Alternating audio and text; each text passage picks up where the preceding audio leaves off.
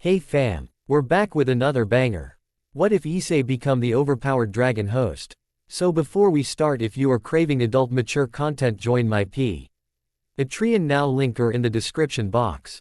Alright, enough talk, let's fire it up.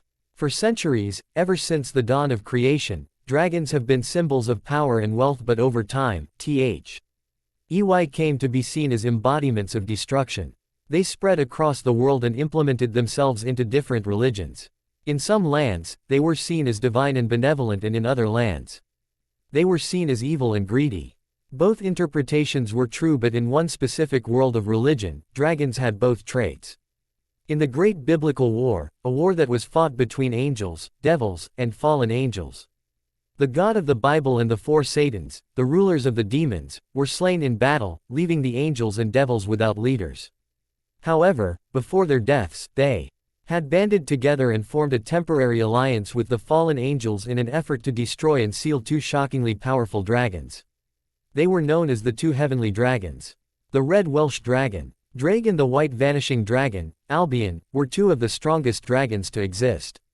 For unknown reasons, they ferociously fought and attacked each other with great rage and disturbed the great biblical war, attracting the attention of the three factions. When it was apparent that the two dragons imperiled all that was around them, they were destroyed by the biblical alliance, and God put their souls into two of his sacred gears, objects and weapons of colossal power and possibility. However, even after being sealed, the dragons would continue their endless struggle through their hosts, who would inherit the sacred gears of the two heavenly dragons through pure chance. In modern-day Japan, one such anomaly took place. A boy, named Issei Hyodo, was born after much patience from his parents, Rukin and Reiko Hyodo. However, fate deemed that irony befall him, for his father was a pure-blood dragon and his mother, a human enchantress. After much struggle to birth a child, both parents were blessed with a child. They decided that since they were beings of the supernatural world, their child would be sought out by danger. They took it upon themselves to teach their child how to fight and survive, hoping to teach all they could to prepare their son for the natural struggles of his heritage. Through the years, Issei showed potential, having adequacy in magic and promising physical strength. Though he lacked the ability to assume a dragon form due to his half-human blood, he was allowed greater control over himself due to less feral natures flowing in his blood. Hey, Dad! A 6-year-old Issei was sitting at home with his father at their dining table. The family lived in a modest home that had 2 floors and a few guest rooms. His parents had chosen to live in human realm in order to attempt to give their child a safer upbringing, far from open supernatural influences. Yes, Rukin was reading his newspaper quietly, but he coughed on his coffee, causing him to gag and choke on the hot drink. Here, dear. Reiko gave him a small cup of water, to which her husband thanked her quietly. I want to make friends, but all of the other kids avoid me at school. They say they feel scared around me and that I seem mean. Am I mean? Issei asked innocently, to which his father made a bothered look. He was bothered by the fact that others would shrink away from his son, despite having no clue about the supernatural. No, son, I think you're very nice. I think that you should show them that you mean no harm. If they still don't want to be friends, then you can't force it, otherwise they wouldn't be true friends to you. Remember, son, a true friend is somebody who will help you because they know you and want to. True friends will actually care about you. The boy's father patted his son on the head warmly. Rukin wasn't sure his son would completely understand him now, but he wanted to ensure that his son would learn this lesson, out of fear that misfortune would strike him in the future. Issei nodded after feeling relief release from his heart. Okay, Dad. Issei smiled and sprinted off to go play, leaving his father to watch him from afar. Reiko led beside her husband and laid her head on his warm shoulder. Don't worry, love. I'm pretty sure Issei will understand that life lesson, she sweetly spoke as she kissed her husband's cheek. Rukin seemed to muse on a thought and spoke after a long pause. I think we should take him to meet old friend of ours. I hear they have a daughter about a year older than our Issei. He should get to know children his age outside of school. Now that Irina-chan left, Issei has very few, if no friends left. Reiko seemed to agree to the idea, having set off to call their mentioned friend for a visit. The next day, Issei awoke to bright sunshine and a gentle nudge from his mother. Issei, wake up. Today we're going out to have some fun. She smiled down sweetly at her child. Really? Issei shot up with wonder in his eyes. So come on and get ready. We're leaving in an hour. Issei jumped out of bed, washed up, and changed and ran downstairs for breakfast. Whoa, you're really energetic this morning. Rukin laughed as he witnessed his son's enthusiasm spike up. Mommy said that we're going out to have fun today. The boy smiled with a large toothy grin. Rukin nodded in confirmation. That's why you shouldn't use all of your energy now. He ruffled his son's hair as the family gathered together for their morning dining. With breakfast done, they headed out the door and went to, read through Kuo and arrived at a temple. Going up the stone steps that passed a red torii shrine gate, the Hyodo family spotted another couple. The man looked stern and had short, dark hair with sideburns going down the sides of his face. His stature was tall and mighty, as if he had the force of lightning behind him. The woman beside him was of great beauty. She had golden eyes, with black hair tied into a ponytail with a purple ribbon. She had an alluring figure and was wearing a shrine maiden's robes.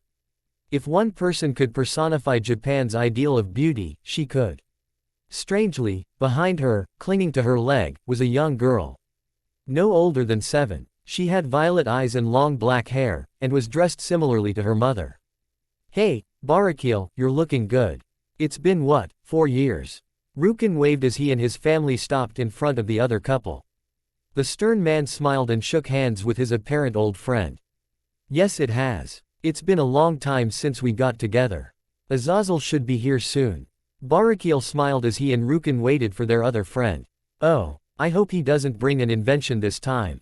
Ha. Rukin laughed nervously as he remembered less than savory moments from his past about those inventions. At this joke, a magic circle appeared on the ground, causing Barakil and Rukin to look at it. Who else would appear from the magic circle, other than Azazel? He looked like a slightly middle-aged man with a patch of dirty blonde hair on top of black hair. It's rude to speak like that about your old friend, Hyodo. Azazel smirked. It's nice to see you two as well. Shuri and Reiko. Azazel nodded to the shrine maiden next to Barakil and Rukin's wife. Oh my, and who is that charming young lady behind you, Azazel? Shuri looked behind Azazel and noticed a young girl with long silver hair and blue eyes. Azazel smiled at the girl behind him. Come and say hi, Valley. Azazel smiled kindly at the young girl behind him. Slowly, she stepped out from behind her guardian and introduced herself. Hello, I'm Valley. Pleased to meet you. Valley bowed courteously. Shuri and Reiko simply found her unbelievably adorable.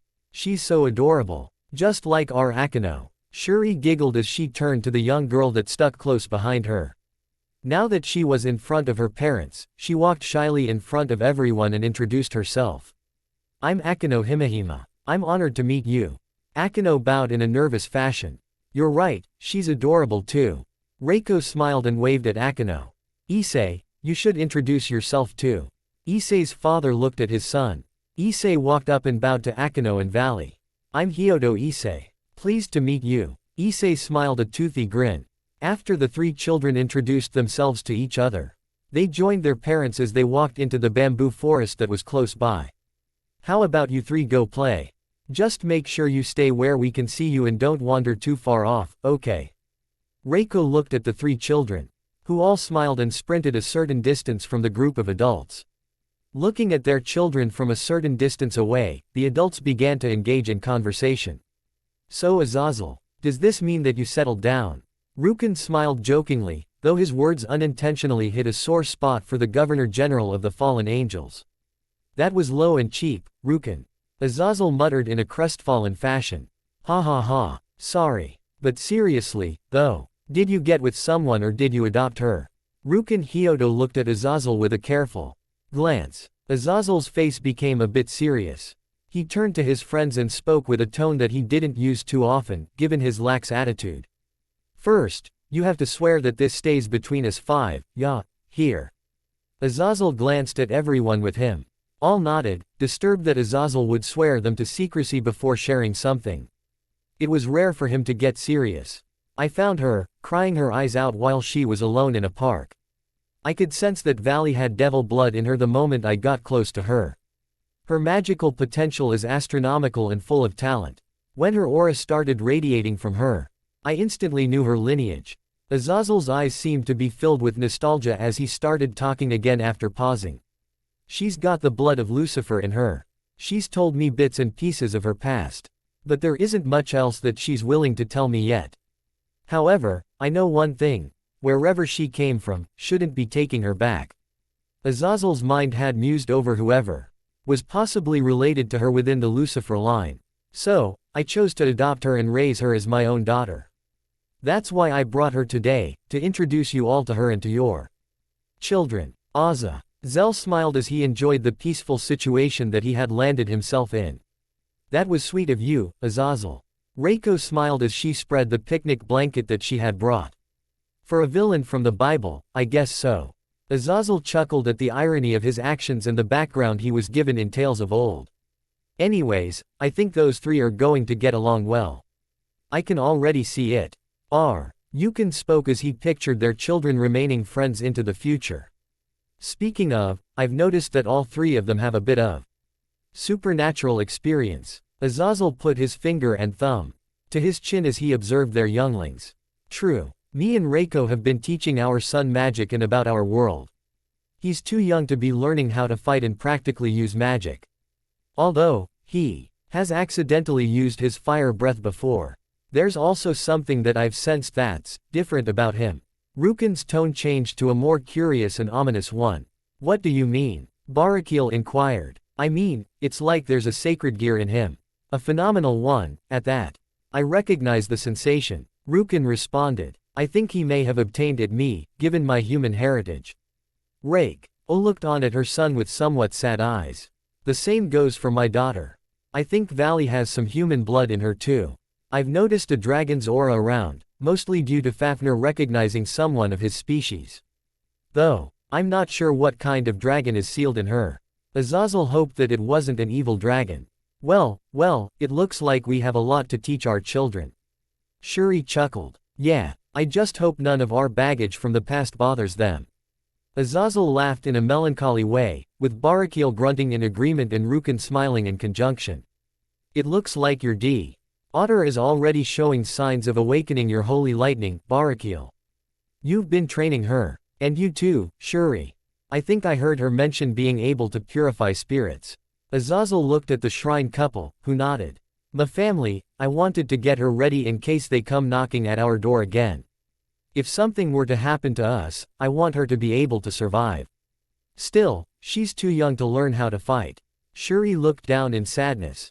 Barakiel put a hand on her shoulder and rubbed it soothingly. How about this then? We all swear a pact.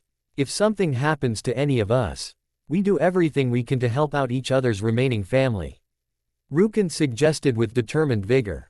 Nobody objected or questioned the idea, instead, showing instant support to the pact. Agreed. Everyone went. As if the world were listening, a gentle and calming breeze blew through the landscape, causing the bamboo leaves to fly from their branches gracefully as a sign of the pact being established. Loud grumbles roared from Rukin's stomach, causing the man to blush in embarrassment. Centuries and you still have that habit, you voracious glutton. Ha ha ha. Azazel joked as everyone else joined in. A certain distance away, within the range of their parents' vision, the three children were playing random games that they were thinking of on the spot. Issei. Tag. Valley sprinted aft, the young boy and tapped his shoulder. No fair. You used Akino to distract me. He cried out as Akino had called to his attention previously.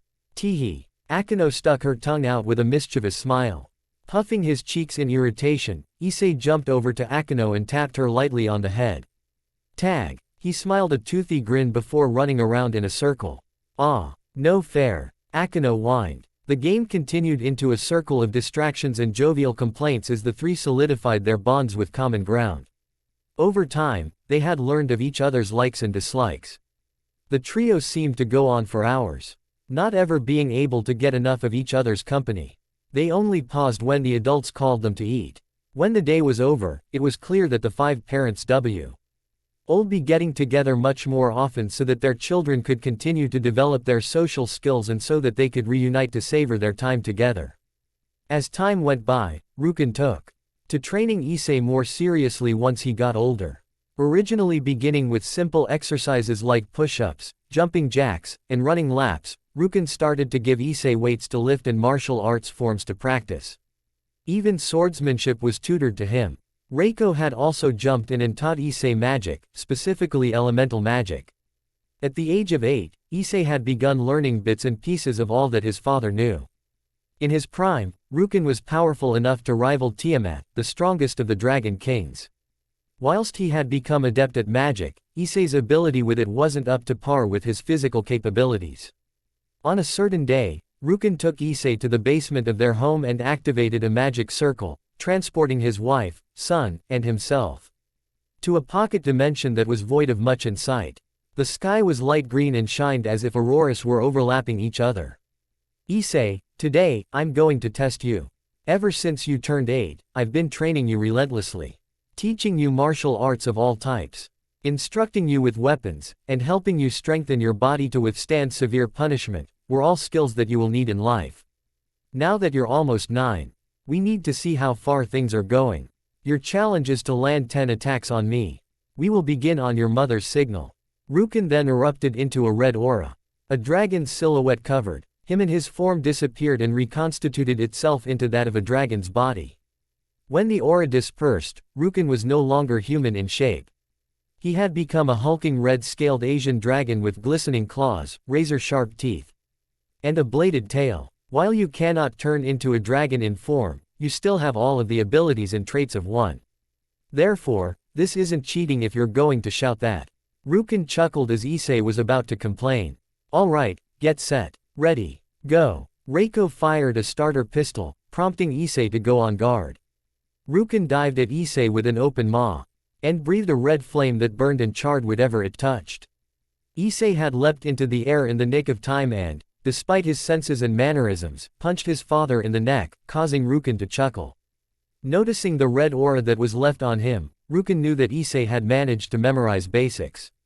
Good. Instead of infusing elemental magic into your attacks, you implemented internal energy, in other words, ki or mana, into your strikes. Dragon scales are powerfully resistant to magic and the elements imbued in them. Only strong blows in tandem with magic or pure energy can damage dragon scales. Rukin recounted a lesson that he had taught his son and went on the attack again. Spinning in a circle, Rukin formed a spinning cyclone that knocked Issei into the air with pure wind. Issei had tried to use the gravity magic that his mother had taught him to stay grounded, but his father's might was still too much for his skills. What do you do when you get knocked into the air? Reiko quizzed her son. Try and flow with the wind and regain your posture without using over-forceful movements and then ride the wind. Issei relaxed his muscles and slowly but effectively stopped himself from being carried off by his father's trick. Charging his left arm with ki, Issei rushed down from the air and punched his father as hard as he could. Landing a blow right on Rukin's back. His father actually registered the physical contact. Leaping off of his back, Issei back-flipped over his father's tail and used it to jump back into the air, with his father's tail as a propellant. Issei posed to strike again with his left arm. Rukin mused on his observations. I knew it. His sacred gears in his left arm. That red aura and green light I saw in my son's aura, it has to be him. Rukin had spent the whole match analyzing his son's actions to the smallest detail.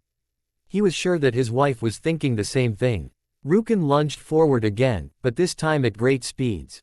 Issei was surprised by the sheer amount of shining teeth that threatened to bite him. Pushing back against his father's maw, Issei struggled to keep it from swallowing him. Pushing back against both jaws of his father, Issei remembered something his father told him in the past.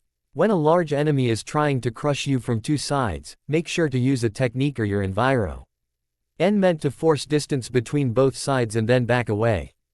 Using a powerful blast of energy, Issei fired 2 red beams from his hands that forced Rukin to stop pursuing. Leaping a few meters away, Issei sprinted into a run and jumped, drop-kicking his father in the chest. Again, the attack did nothing to him, yet Rukin made pleased chuckles. Rukin smiled at his son's progress in his training. Deciding that he had to push his son even further, Rukin charged a large orange orb of energy that made the ground shake. Issei's body began to shake as he felt chills run up his spine. What is that dragon thinking? Reiko shouted in her mind as she was about to step forward to smack sense into her husband, until she noticed a look in his eye. I need to do this. Have faith in us. Ryuke. En conveyed those words to her through simple eye contact. Though she was reluctant to do so, Reiko relented and returned to her previous position, which was a safe distance from her son and husband. Firing a gigantic beam of energy from his mouth, Rukin hoped that he was holding back enough to keep his son from dying. He needed Issei's sacred gear to awaken so that he could start training with it. Issei used whatever magic and energy that he could and formed a barrier that struggled to hold back the energy blast of a Dragon King. Issei was failing miserably and was ready to surrender, until he heard a thought coming from himself. What do you need? Ask for it. State it. Several voices, old and young, men and women, seemed to talk from nowhere, scaring Issei, but deep down, he knew that there was something that could grant his need. I need power. Issei muttered. I need power to prove myself to my mother and father. I need power to make them proud. I need power to protect my family. I need power to protect the people that I love. Issei's voice grew louder with each sentence. Are you scared? The voices asked. Yes. Single quote. Then grasped the power to stop it. Single quote. Finally, in a brilliant flash of green light, a red gauntlet materialized around Issei's left forearm. A red, clawed gauntlet with an emerald jewel and 2 yellow spikes, protruding from it, had manifested over Issei's arm, shocking himself and his parents. However, before Issei could remark anything, he could hear a voice inside coming from his gauntlet. It was echoic and deep, sounding like a male's voice. You desired power and now it has been given to you. My name is Didrag, the Welsh dragon, and I am one of the 2 heavenly dragon emperors. I am the Red Dragon Emperor. The voice rang out, but only Issei could hear it over the noise of combat. I don't know what this is, but I know that it's made me stronger though, so here goes. Issei didn't have time to question much. He was still in the thick of battle.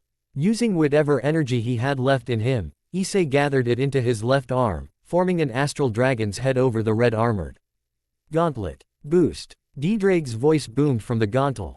T as the green jewel on the boosted gear shined in bright light. Immediately, he felt a surge of power course through him, boosting the amount of energy he had, which he used to pour into his last-ditch attack. That's. Rukin didn't get to finish his thought as Issei punched into his father's gut. While it wasn't enough to do any harm to him, Rukin felt more damage than he had ever felt from Issei's attacks before. That's enough. Reiko rushed over to her son and husband, who had turned back into human form. Rukin merely chuckled and patted his son's head. Geez. The both of you got too crazy. Look at the damage you did to Issei. Reiko pouted as she used a special brand of healing magic to fix the bruises and scrapes on Issei. Son, do you know what that is on your left arm? Rukin pointed at the red gauntlet. Issei had finally took a good long look at his arm and he was honestly shocked. He had never seen something like it before in his life. He didn't even understand how it had just magically appeared there. No, I don't. Dad, what is it? Issei looked at his father urgently. Rukin looked quite distressed, but at the same time, he seemed intrigued. Issei, you still remember what I told you about magic, religions, and sacred gears? Reiko looked at her son, who nodded. Issei had hammered the information into his head, due to his mother's emphasis on memorizing it. That's one of them, Rukin declared. Issei's eyes slowly bulged out of their sockets. What? He screamed. Thankfully no sound could easily escape the basement. Indeed. That's also a very special one. It belongs to the Longinus class. Reiko confirmed Rukin's revelation. It is. Issei was alarmed that a Longinus was infused into him.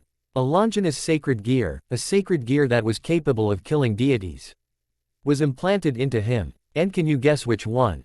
Rukin asked. Taking some time to think about it, he remembered a myth about a particular red gauntlet that doubled the power of its owner every 10 seconds. The boosted gear, Issei declared grimly. Both of his parents nodded. That it is. And if I'm not mistaken, the Red Dragon Emperor, Didrag, is sealed into it. Rukin stared at the jewel on the back of the Issei's hand, expecting the dragon to speak. It's been a long time, Rukin. I'm glad that you're doing well. Didrag's voice echoed from the emerald gem on the boosted gear. which lit up every time Diedrag spoke. Thanks. I'm sorry for not making it in time to save you. Rukin apologized on both knees, alarming Issei. Don't worry about it. I don't blame you. I'm actually thankful that the same thing didn't happen to you. Diedrag sounded glad when he spoke. Dad, what are you talking about? Is there something about your past that you didn't tell me? Issei was confused. Rukin sighed and decided that he should tell his son of his past now that Issei was host to Diedrag. Son, as you know, dragons are capable of living long lives that could be counted as being close to immortal. When I was born, the Great War was close to starting. I believe I was birthed around the time that several angels had fallen from heaven and descended into hell. Well, as I was growing up, the fact that dragons could become involved in the Great Biblical War had become a possibility, therefore dragons had begun to train to become even stronger. I was one of them, and my master was none other than Diedrag. The dragon sealed in your left arm. Issei was utterly shocked that his father had been living for so long, but he stayed silent so that his father could continue speaking. He had also astounded at the fact that the mentor of his father was inside his red gauntlet. I was young at the time that the war started, and for reasons that I don't remember why, my master, Diedrag, had started a frenzied battle with his rival, Albion, the vanishing dragon. Rukin recalled the day where he had recalled two forces of white and red clashing violently throughout the realms. It was truly a day of terror that led to a turn of unforeseen events. Even though my master and his rival fought, the other dragons didn't get involved, save for me. I had tried to intervene and stop my master and his rival before they destroyed the world, but I was too late. The four great Satans and the God of the Bible had destroyed the bodies of my master and Albion. While I tried to plead for them, I was injured in the battle that was taking place and was sent away by my master, saving me from a similar fate. Rukin's eyes filled with sadness as he recalled his failure to save his mentor. Reiko rushed to his side and soothingly stroked his back. Rukin looked at her gratefully as he murmured a small thank of gratitude. It was then that I met your mother. A woman cursed to never age or die of natural cause. Rukin's words had shocked Issei to the very foundation of his core. Mom's immortal. Issei looked at her in disbelief, but when he thought about it, his mother had looked the same as years went by. Reiko shook her head. No, Issei. To be genuinely immortal is to be unable to die at all from whatever reason or cause. I'm only ageless and immune to natural causes of death like hunger. But I can still die in other ways. I'm not entirely invulnerable to illness, either. Reiko noted sadly. Were you born immortal? Issei asked with dread. Reiko shook her head. No. I was cursed with it after I had tried to learn time magic. I failed miserably, and thus, I was cursed with the backlash of the spells that I tried to master. Your mother found me close to death but nursed me back to health. Ever since then, we fell in love after I had been forced to assume a human form. Rukin smiled as he cuddled closer to his wife. A few years after getting married, I had been found by some old enemies. But Azazel and Barakiel saved me and your mother by chance. During that time, I was still recovering from my wounds. At first, I was apprehensive of them, but I learned that they weren't as terrible as they were made out to be. Over time, fate decided to make us run into each other countless times, and eventually, we became the best of friends after fighting countless battles to preserve our lives from strays of each biblical faction. Rukin smiled as he recounted the multiple brushes of death that he had alongside the two fallen angels.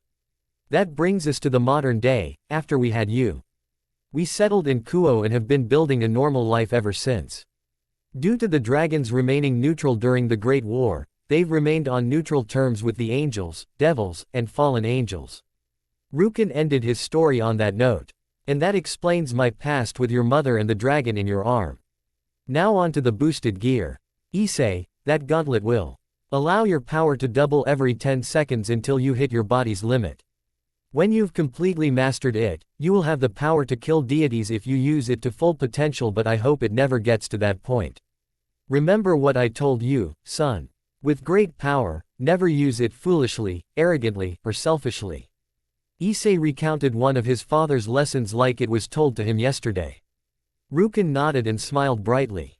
He was extremely proud of his son's growth and hoped that he would never be forced to fight in the future, but if he had to, he knew that Issei would be able to defend himself. Ever since that day, Issei was trained by his father, Rukin and Diedrag. If anything, he had been pushed even harder than before. Diedrich had begun to befriend Issei within 2 months, having opted to calling the young dragon-human hybrid partner. Rukin was making Issei repeat practice with multiple spells and physical attacks and then throwing him into simulations, where he fought enemies of different types and numbers in order to try and ready Issei for whatever dangers would be thrown at him. It was within Rukin's knowledge that the wielders of the boosted gear attracted friends and foes alike. Trouble was never far behind. Along with that fact, Reiko forced Issei to learn gentlemanly behavior, out of fear that women would flock to him and that he would submit to dark carnal behavior. One day, Rukin and Reiko sat down in their backyard, sipping tea and enjoying treats. "So, I see that you and Diedrich are ramping up his workouts."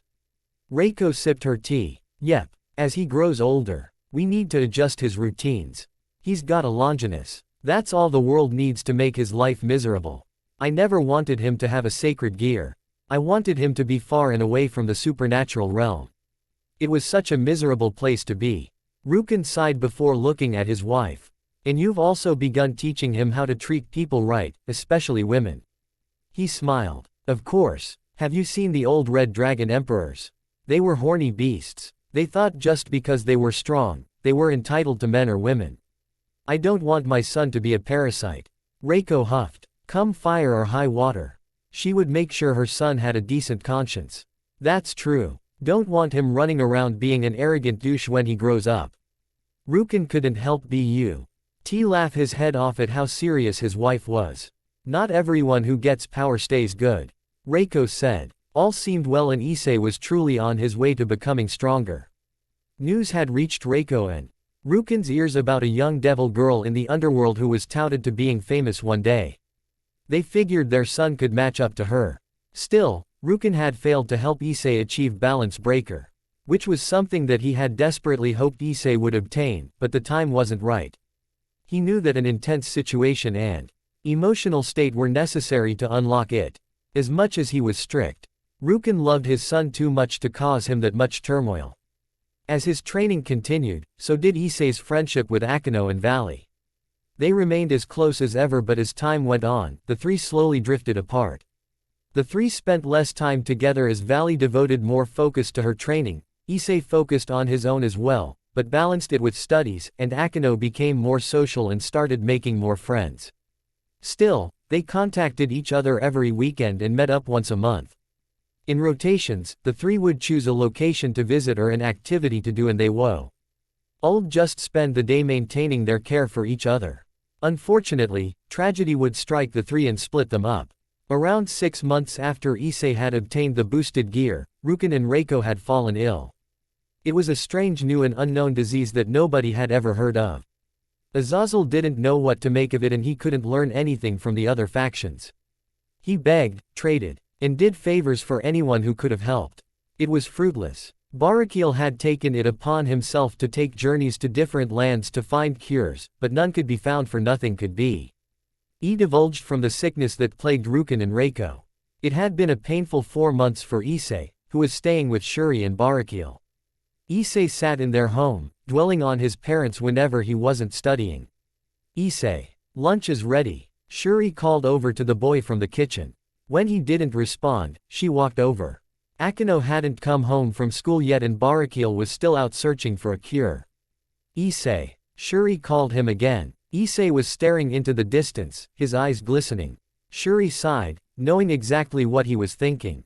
She hugged the child. Even though he wasn't her son, she could tell what he was thinking. Perhaps it was just generalized mother's intuition. "What's wrong, honey?" Shuri asked. "Nothing." Issei shook his head. "Issei, it's okay to be honest when we're in pain. It's only going to get worse if we keep it all bottled up. Won't you tell Auntie Shuri what's bothering you?" It took some time, but Issei finally relented. "When are my mom and dad going to get better? When'll they come home?" Shuri didn't want to give him false hope. At this rate, if no one found a cure soon, Azazel suspected that Rukin and Reiko would die. "I don't know, son. All we can do is hope that they'll make it through. Your parents are strong and have been through a lot. Let's just wait and see. Let's support them as much as we can and visit as much as we can. I promise. Everyone's doing their best." Shuri felt her own heart quiver over their fates. It just didn't look good. After a total of 6 excruciating months, Rukin and Reiko were officially on death's door. Issei had become inseparable with them at that time. He had stubbornly refused to leave his parents, and it became clear that he understood that his parents were running out of time. Doctor Who Ost, 4 Knox.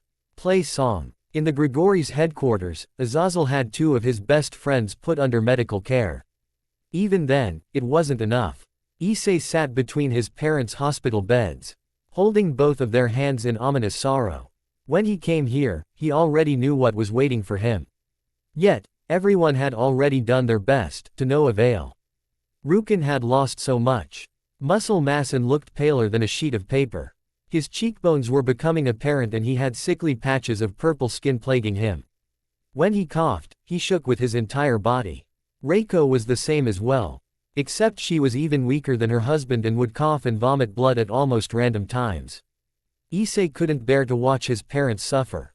He prayed to whatever deity would listen to him, begging for the recovery of his beloved parents. No words from Azazel, Barakiel, Shuri, Akino, or even Valley, were enough to console his breaking happiness. He, who was once bright and cheerful, had become a desolate and despairing 9-year-old boy.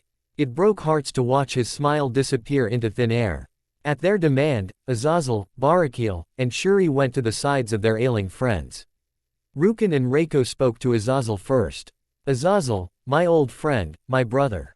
I'm asking for a lot. I hope that you will take Issei in as your own and help raise him.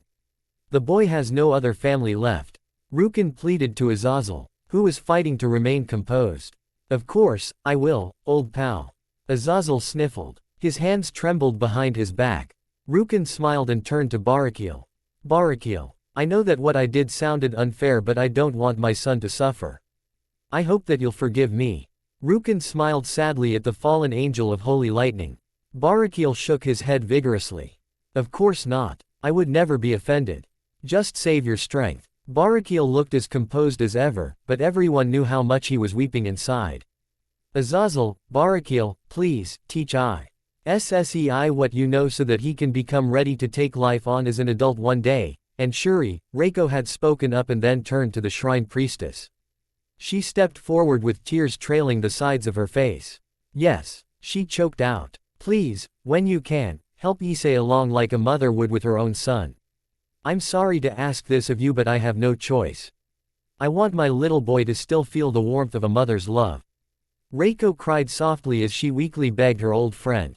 I swear on it. Shuri choked out another reply as she turned around to hide her crying.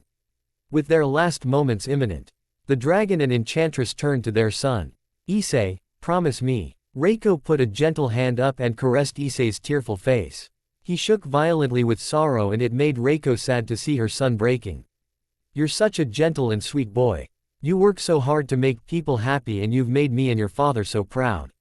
The last thing that we ask of you is to stay who you are. Reiko smiled her brightest one yet as a tear fell from her eye. She shed a tear knowing that she would never get to see Issei grow up into a man and she wouldn't be able to see the faces of her grandchildren. She was going to miss out on so much time and events. With her turn done, Rukin spoke, taking his hand. Issei, you've made me so proud to see how strong you've become. I want you to know that I am proud to be your father. Rukin heaved a long raspy breath, making Issei cringe in grief at his father's deteriorated state. I want to tell you my final lesson. Never let rage consume you. It is ugly and it drives us down terrible paths. When I lost my master, I nearly went into a frenzy that would have killed me. Use your power responsibly. Do not become arrogant. Rukin took another long heave. Rukin patted his son affectionately one last time before retracting his arm and taking his son's hand again. Reiko followed Rukin's lead and held her son's other hand.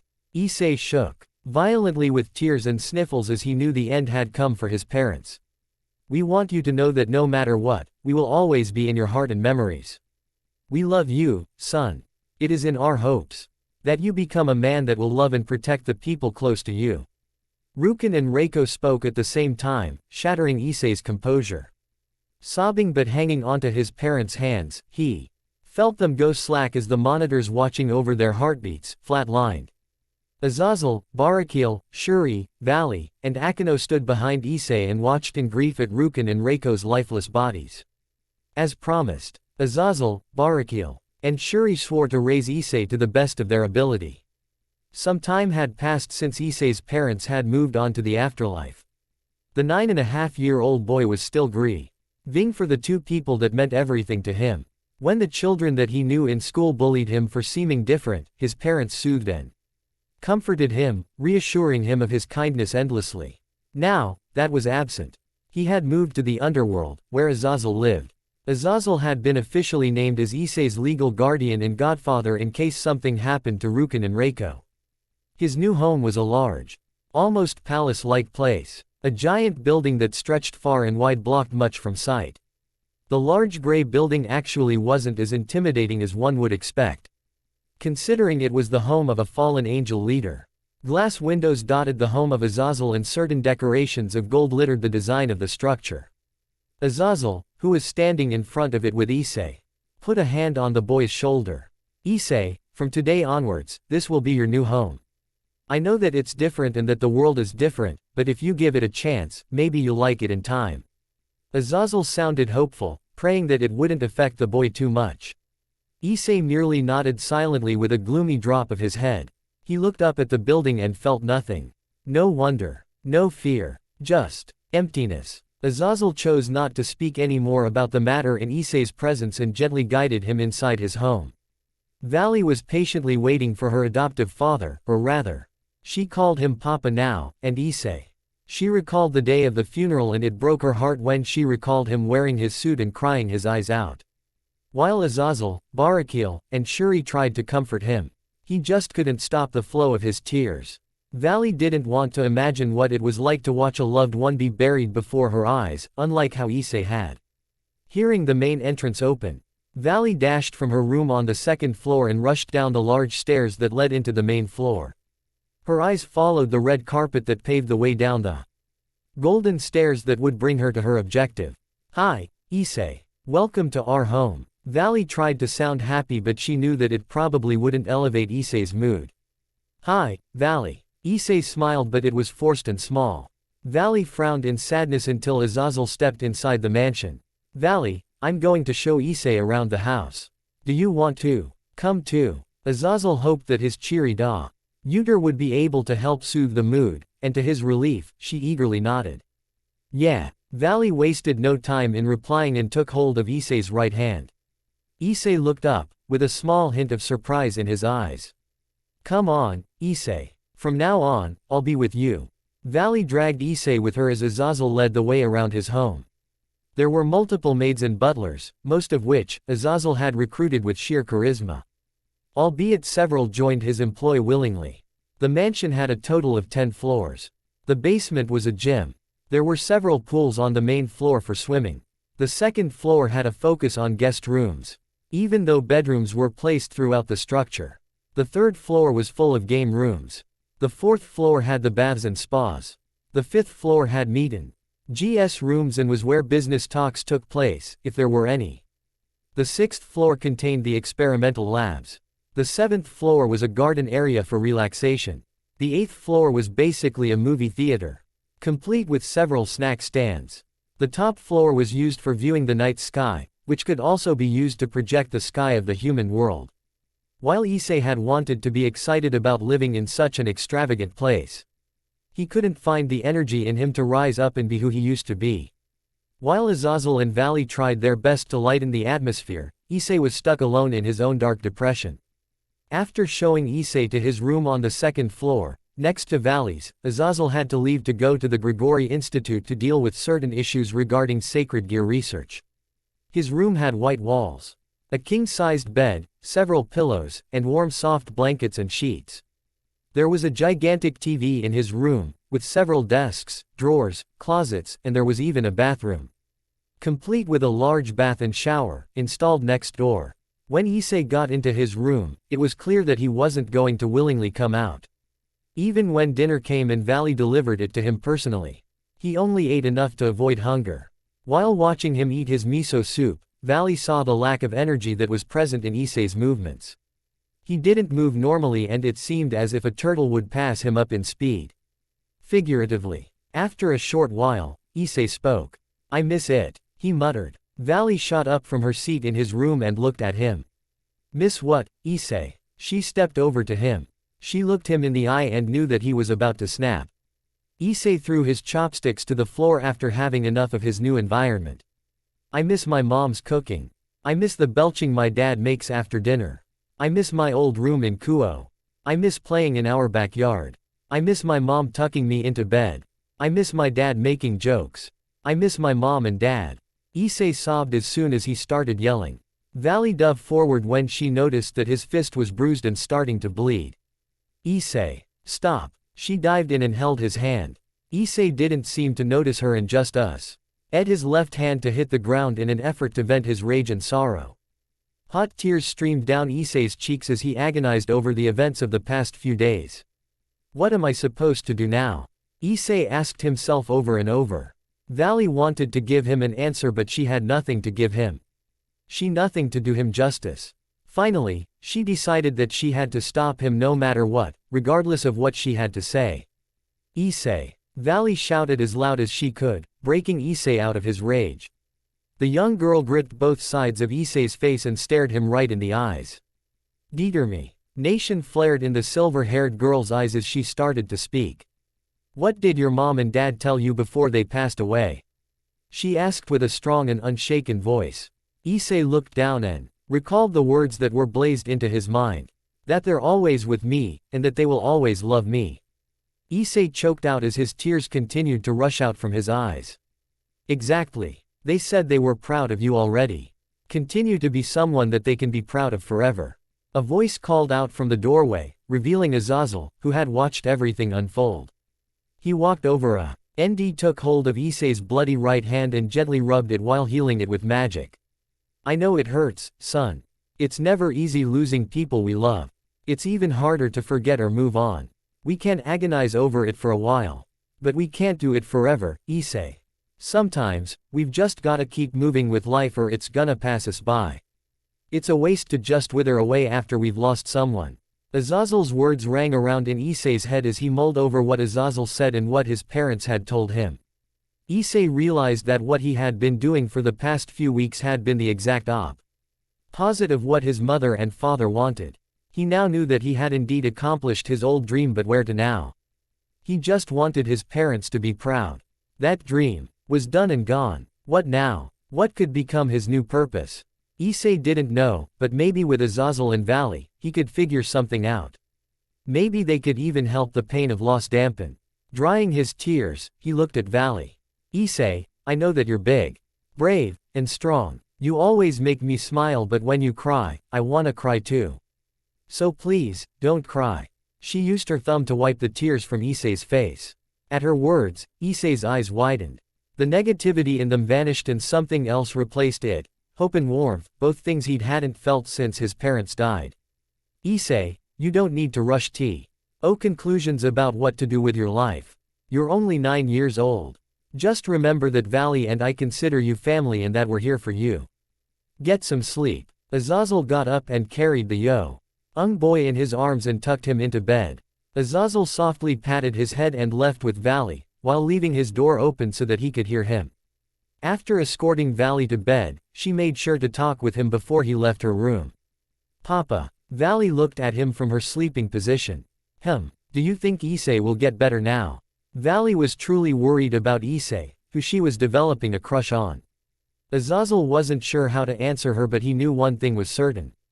I'm not sure, but I do think Issei feels better now. Azazel smiled at his daughter. Good night, Papa. Valley turned around in her bed and drifted off to sleep.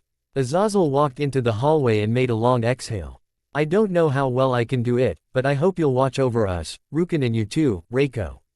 The Governor General looked up into the sky, sure that his dragon and human friends were watching from the afterlife. In his sleep, Issei found that he was in a white place. He looked around and noticed that he was sitting on something red and leathery. He looked down and recognized the head of the gigantic red dragon that he was sitting on. It was Diedrag. Diedrag, where are we? Issei noticed that they were flying, but where was the question? It wasn't as if there was anywhere to fly to. Then, far in the distance, he saw two figures. Doctor Who Ost, Infinite Potential. Play song. As he approached, Issei's heartbeat quickened. He knew the two figures. Savor this moment while you can, Issei. I'm not sure how long it'll last and I don't think it'll happen again. Ddraig spoke softly to Issei as he landed on what seemed to be solid ground. Issei jumped off the back of Ddraig's head and ran towards the two people. He jumped into the arms of the figures, his parents. Mom, Dad, Issei cried as the apparitions of his parents fiercely hugged him. Hi, my little Issei. Reiko snuggled her child with her arms as her spirit savored the physical sensation that she was getting. Hello, son, we missed you. Rukin wrapped his son in a warm hug as he patted his son's head. Issei teared up as he got to converse with his parents again. How is this happening? Issei asked. Michael is letting us visit you in your dreams. Your mother and I managed to pass on to heaven due to our strong wishes to go there in case we could ever see you again. It was thanks to living virtuous that we got spots there. Rukin sat his son down as his wife joined them. Son, I want you to know that we've seen how lost you were after we died. Rukin felt no other words were adequate enough to describe past events, but reality had to be faced. Thankfully, Issei nodded and accepted that his parents were deceased. I can face this now, Dad. I won't get depressed anymore. I want to keep making you proud. Issei boldly declared. Rukin nodded in pride at his son's growth. Good. Then let me ask you this, do you have a new dream? Rukin sprung a question that Issei had been developing an answer to, but he hadn't quite found it yet. Not yet, but I'm working on it. Issei smiled his toothy grin, making his father do the same. He didn't know how honest he was being. He was just happy to see his parents again. That's great, honey. Just remember, make sure that you think of a dream with all of your heart and soul so that you have no regrets when looking back. Even if an old dream ends, you can always find a new one. Reiko hugged her son one last time as Rukin did the same. While we may no longer be here, there's always others that you can turn to, like that guy. Rukin laughed and pointed a finger at Ddraig. Indeed. Remember that you and I are in this together now. Partner. Whatever you need help with, I'll do the best that I can in order to help you. Ddraig declared his support, to which Issei was grateful for. Also, Issei, just remember that when you are in doubt, you should think about the people that you care about. I promise that when you think about the people that you love, you will always find your way. Rukin gripped his son's shoulders before patting his head one last time. Thank you, and goodbye. I love you, Mom. I love you too, Dad. I swear, I'll keep moving forward. Issei looked at his parents one last time as his dream faded into white. Awaking from his dream, Issei shot out of bed. He looked around and noticed that he was in the room that Azazel had prepared for him. Ddraig then spoke from Issei's left hand. While the boosted gear didn't appear, a small green circle appeared on the back of Issei's hand. Was that real, Ddraig? Issei asked his partner. As real as a dream can get. Ddraig answered ambiguously. Sighing, Issei looked up from his bed and looked into space. I see. What are you thinking about, partner? Ddraig asked. Quote, I'm thinking that I may have my new dream already and it's something that I know that I'll never regret. Issei smirked. And what might that be? Ddraig asked again. I'm going to endure to become stronger so that I can protect the people that I care about. Issei tightened a fist and declared with powerful resolution. Haha. That's a noble dream and a hard one to accomplish, at that. You better be ready for the consequences then. Still, I'll do everything I can to help you accomplish that dream, partner. Ddraig laughed softly. Thanks, Ddraig. Issei then went back to sleep, eager to return to life so that he could get started on his new dream. As a few months had gone, Issei had trained vigorously and had become quite studious due to Azazel's influence. With Azazel being an expert on sacred gears, he was able to help Issei with his training with the boosted gear. One day, he had Issei spar with Valley with their sacred gears. This would be the first time they'd spar this way. Before, they'd merely fight without using Ddraig and Albion's abilities. Issei, today, I'm going to have you practice fighting with Valley. I want you two to spar so that you can grow much more with direct, live combat. Azazel elaborated. Valley looked competitively at Issei. I have a bad feeling about this. Issei felt shivers when Valley eyed him with a dangerous glint in her eyes and a mischievous grin. Teehee. I get to spar with Issei.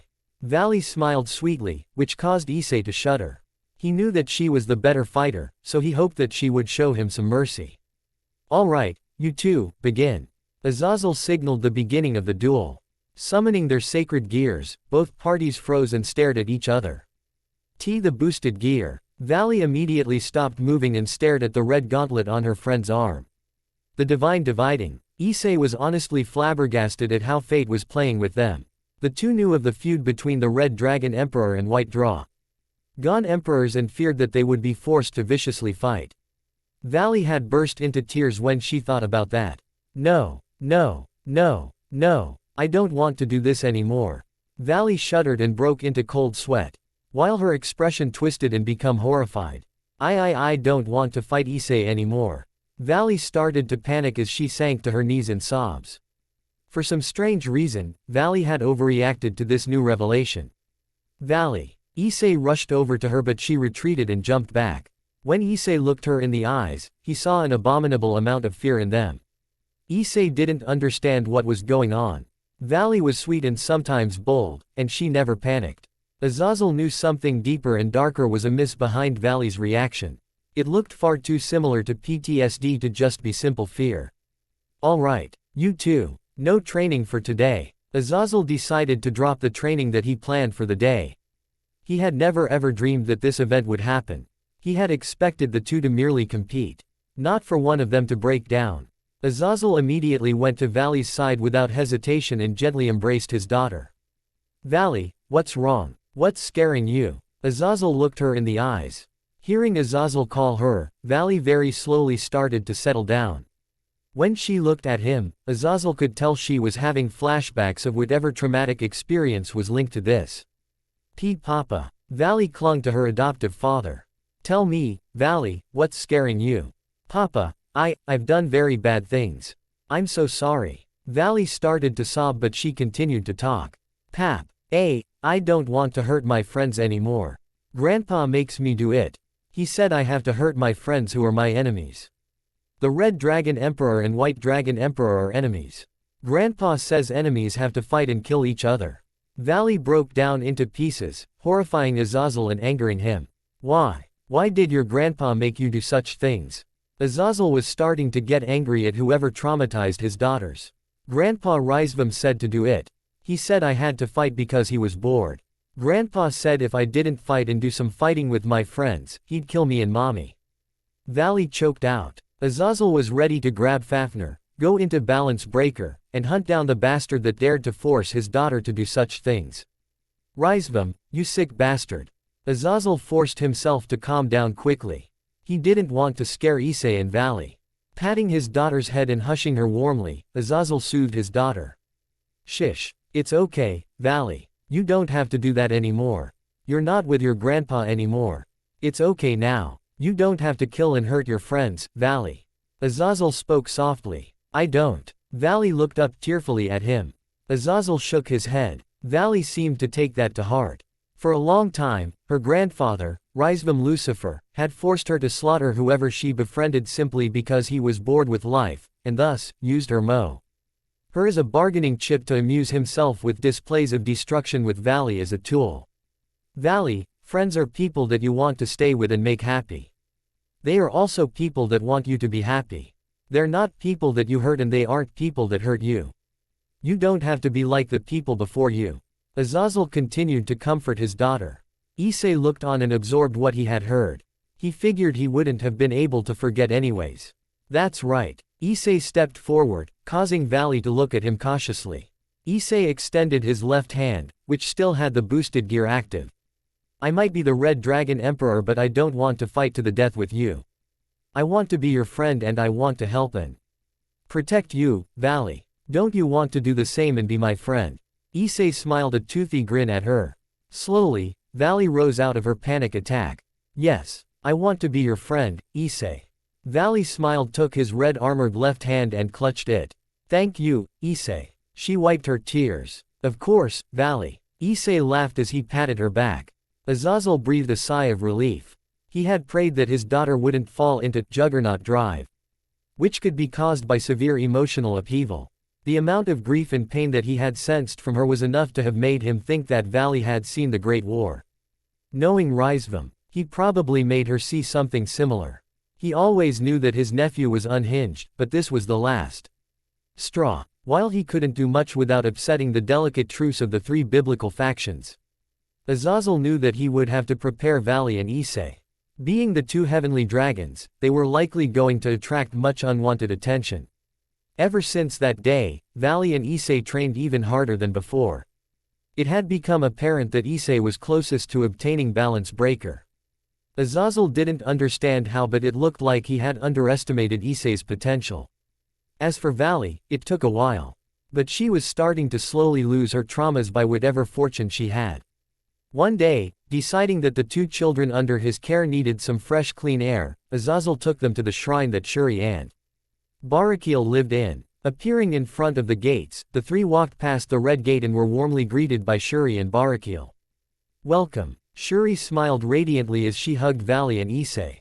For a few moments, she had disappeared and returned with large bags of sweets and little gifts for the two children. Whilst they were close to turning 10, they still had a strong love of sweets. Something that Shuri made sure to satisfy whenever they came to visit. "Yay! We love you, Auntie Shuri." Issei and Valley lunged at her in overjoyed gratitude. Shuri wouldn't ever get enough of seeing the smiles of the two in front of her and her daughter, Akeno. "It's only been 6 months, Shuri. No need to smother and spoil them so much. They get enough of that from the maids and butlers already." Azazel laughed as Shuri glared at him, causing him to retreat. She marched right up to him and put her hands on her hips.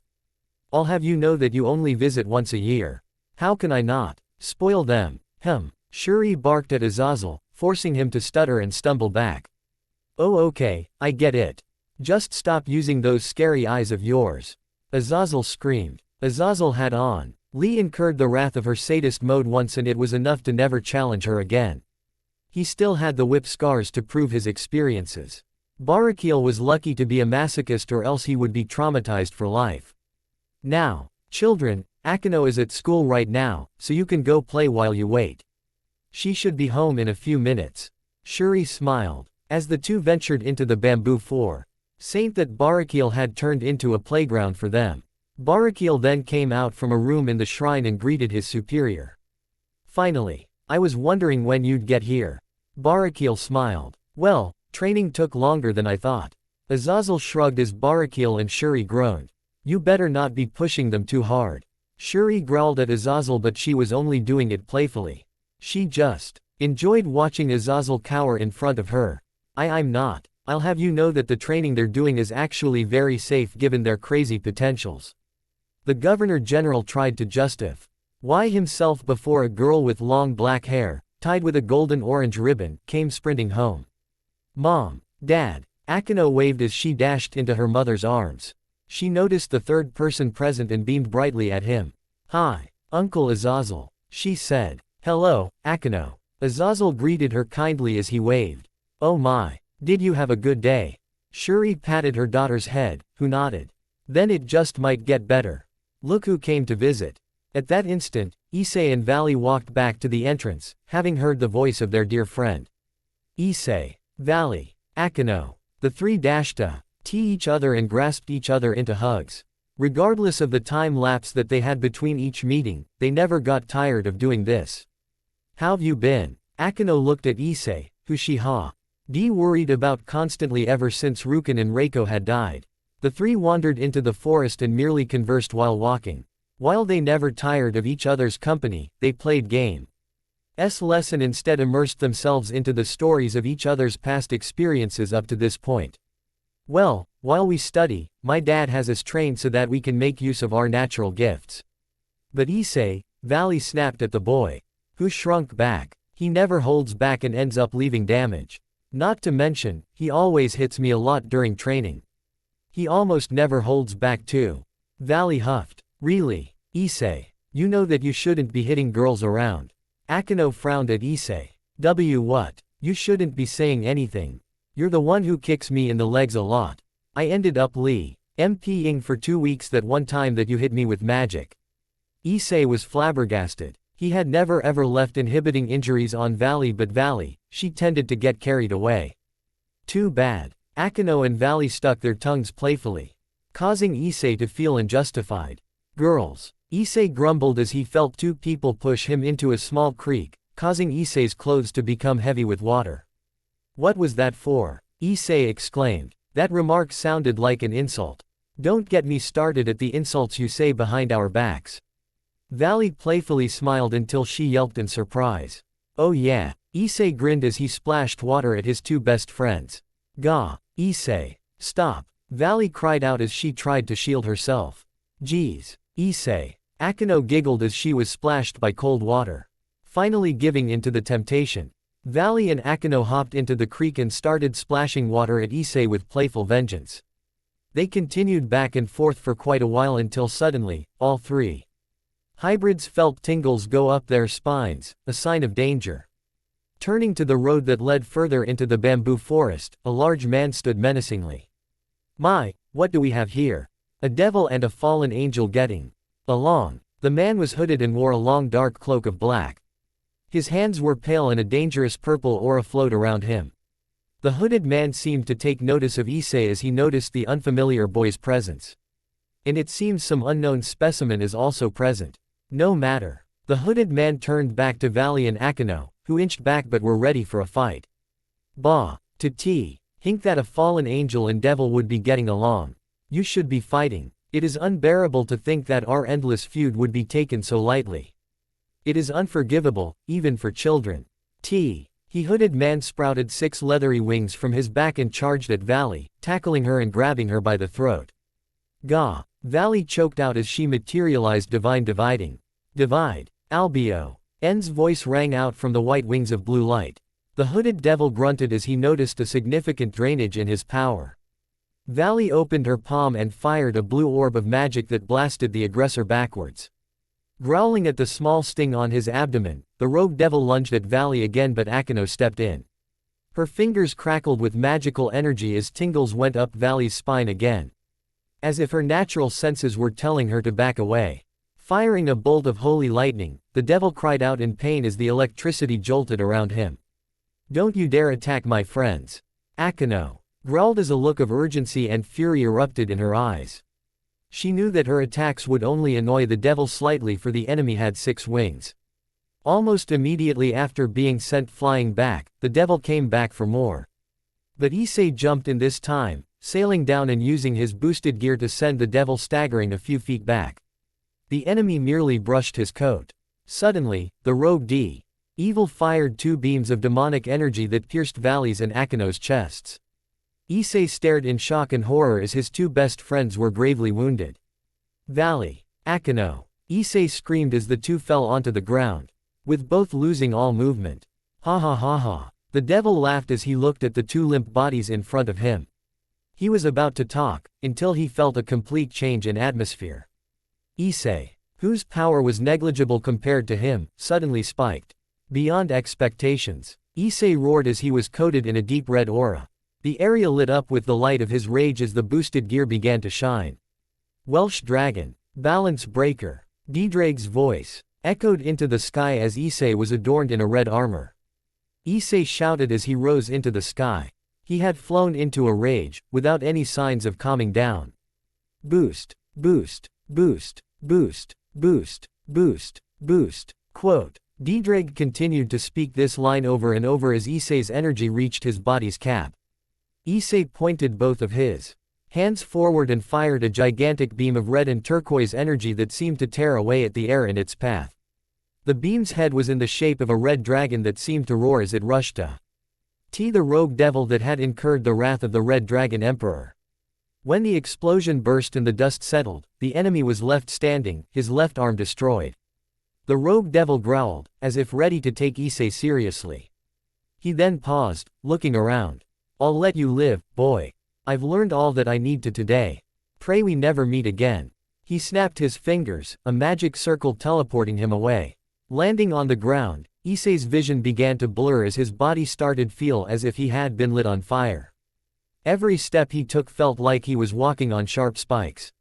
His body fell. Tea-like boulders had been strapped onto him and he wanted to vomit endlessly. Falling face first onto the ground, Issei reached out to his two fallen friends and breathed a small sigh of hope when he saw that they were still breathing. Fortunately, Issei looked at the path back to the shrine and saw that three figures were rushing to the three children. Issei, Valley, Akeno. The voices of Shuri, Azazel, and Barakiel rung out as Issei's consciousness faded. Darkness was all that was present in Issei's mind as he fell into a deep sleep. Little did he know, this was not the end of his troubles. Raggedy wasn't done tampering with fate yet, for the chessboard wasn't done being set up. Azazel was worried out of his mind when he found his daughter, Valley, and his godson, Issei, lying on the ground. That wasn't too far from Barakiel's and Shuri's shrine. Issei, Valley. Azazel went to their sides as he knelt next to Valley and started emergency healing on her first, since she was the more wounded one compared to Issei. Akeno. Barakiel rushed over to his daughter as he started to heal her. Shuri had managed to learn a small bit of magic from Reiko, so she was able to heal Issei, who had suffered minor damaging effects. Azazel had wasted no time in calling Shemhazai and other fallen angels to them.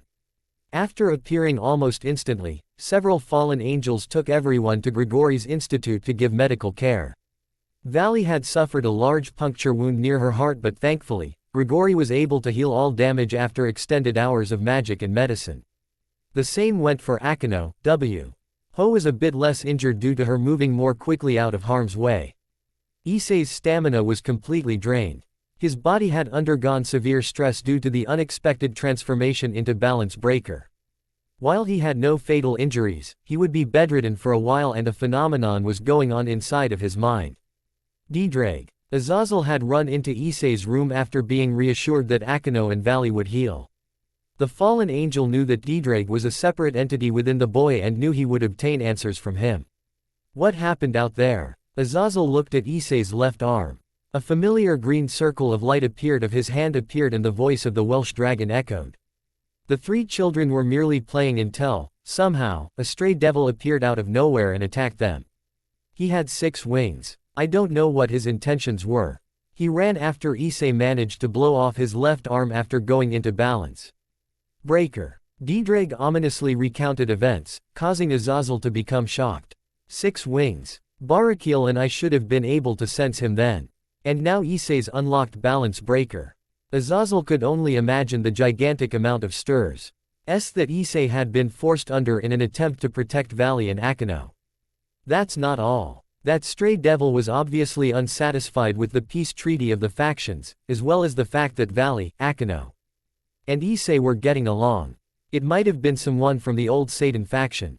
Didrag didn't like it, but there was no clue whatsoever as to who was causing such events. A rogue evil appearing out of nowhere without anyone noticing was a massive problem, especially since he had 6 wings. Damn it, I was so careless. Azazel felt so frustrated with himself that he punched a wall. A loud crunch echoed and it was unknown if it was Azazel's hand or if it was the wall tiles. Azazel had realized that he had almost failed to keep his promise to Rukin and Reiko. Ashamed that if he had been a second too late, Akeno, Issei, and Valley would have been dead. He suddenly felt a hand on his shoulder. Azazel turned around and saw one of his best friends, Barakiel, giving him a comforting look. It's not your fault, Azazel. If what Didrag said is true, then somebody on our level or at least higher, must have been behind all of this. That would explain why we didn't sense anything, because we were eluded by someone. Fortunately, we saw Issei-kun's aura from a distance away. Let's just be thankful that we got there in time. Barakiel and Shuri had just returned from checking on Akeno, who was in stable condition. The wound in her chest would heal slowly, but in a few weeks' time, she would be able to return home. You're right. At least the children are safe. You two must be tired. I'll have someone bring some food to your room. I should take care of the regular protocol around your home. Azazel walked away without another word. Ever since he adopted Valley, he's changed a lot. Shuri noted. Probably the responsibilities of being a parent. He'll be okay. We'll be okay. Barakiel gently rubbed her shoulder.